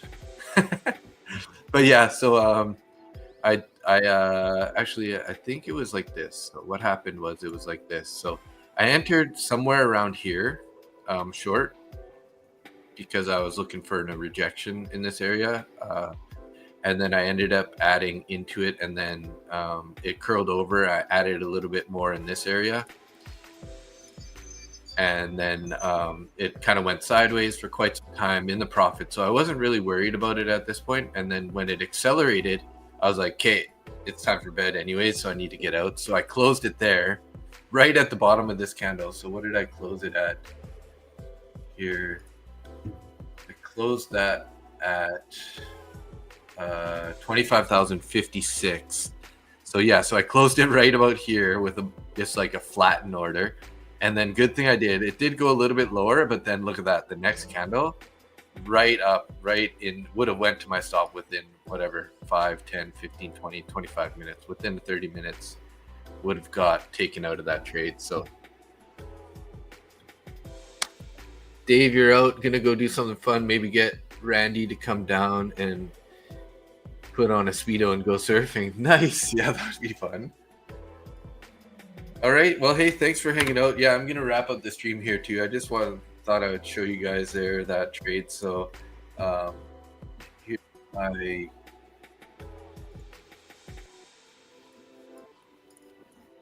this is my this is the account that I just opened yesterday, and I took that trade in. So I made 1,085 on that between those two trades, one on the YM and then one on the NQ. So yeah, anyways, but yeah, thanks so much for tuning in, everybody. We got 23 viewers still, 14 on Randy's X channel, 3 on my X channel, 4 on my YouTube channel, 1 on Randy's YouTube channel. And yeah, so that accounts for our 22 viewers. Appreciate all you guys showing up. Definitely check out Lucid Trading and or Top 1 Futures. The reason I'm pretty confident, or I like them, especially for newer traders, you can set those risk parameters that would be a little bit, a little different compared to using TradingView or whatever. You can set up like a max stop, max daily loss limit, max daily profit, so you don't accidentally, blow your consistency out of the water. Nick knows all about that. I think he's gone, but Yeah, so we did just break out of that bull flag there anyways, but yeah, so if you go, you know, like I said here as before, so you can do this on both of the top one and the Lucid trading accounts. You can definitely come in. You can set bracket orders automatically to you know, as soon as you enter the trade, it'll put the stop in case, just in case, you know, Trump decides to do something bad. And then you can set your risk settings here too, right? So you can set your personal daily loss limit. I have mine set at 1,000, and personal daily profit target at 1,800. So these are 150K accounts. So that's why they're a little bit larger. And then you set it to liquidate and block. So if you do hit that loss limit, it's going to block, like liquidate the position and block you. And then same with the profit target, because you don't want to like get, you know, a $3,000 winner, because then, you know, to hit your consistency score, you're going to have to go well above the actual profit target to get a payout. So definitely a good feature, especially for people who are newer, just to have these sort of like guardrails in place. And then, you know, you can do copy trading. So as you can see right here, I only have the 3 accounts right now. You can't copy trade the 50K. That's why it's not connected. You have to only copy trade the same size of account is your leader account. So they can only be the same size. So, you know, I got this 150K one copied to this other K one. So yeah, so between copy trading, risk settings, and you know, just general ease of use, I would say, you know, it's pretty good for these. Look at this bullish breakout here, guys, out of that top of that bull flag. Found holding support on this bullish fair value gap. Look at this beautiful move. If you would have got in anywhere long here, say down in the 50s, you know, you're up basically 10 points right there. Would have been a nice, beautiful trade. Too bad we were busy looking at other stuff. But like I said, I'm pretty much wrapped up for the day, so I'm not going to be taking any more trades. But hey, the bull flag did play out there. Could have taken a long on the break of that, the hold of this fair value gap, and then the break of that bull flag. Currently pushing up above the New York VWAP, finding a little resistance at the overnight VWAP. But yeah, beautiful, beautiful. But yeah, so definitely check out Lucid Trading. I recommend their test accounts, because they do come in just around $100 after the discount, so you can get a pretty cheap price there, and then, you know, you can pass it in one day. No consistency rule on the eval. You do have a 35% consistency rule if you pass the eval, which is a very reasonable consistency rule. So definitely check those out. You know, I do have 3 counts here, which again show you my risk settings. This one's a little bit tighter, so I have a 750 max loss limit with 1100 take profit, just because 35%. I just kept it roughly 30% for the you know, the take profit. So if I were to hit 1100, it would liquidate and block me, or a 750 stop loss. I did open that up a bit. I was running it at like a 450 stop loss, but I was thinking about taking a little bit more risk now that I've got, you know, got a little bit higher in the account. So these accounts are roughly, you know, up. This one's 1750 almost, and these ones are just above 15, or right at 1500, or just above 1500. So about halfway. I've been pretty patient and slow with these accounts. As you can see, we got 15 trading days, but that's the nice thing about these accounts also, is if you do the test accounts, it's a one-time fee, so you don't have to renew every month, and there's no activation fee. So it's just a no-brainer to get these test accounts. They're really, really awesome. And, you know, you can get into basically a Lucid Pro account where you know, the consistency rules good and everything. So definitely check those out. Market Butcher Trades, or MBT for the code. You can see it there. There's a little QR code if you want to scan that. That'll take you directly to their webpage where you can purchase those accounts. But yeah, thanks so much, everybody, for tuning in. We're going to wrap it up here. We're basically 3 minutes to 10 a.m., which is 1 p.m. in the East Coast. So yeah, Thanks a lot, everybody. Take care. Have a good day, and we'll see you live tomorrow morning at 6:15 a.m. Take it easy, stay green, and have a wicked day. Peace out. Bye-bye.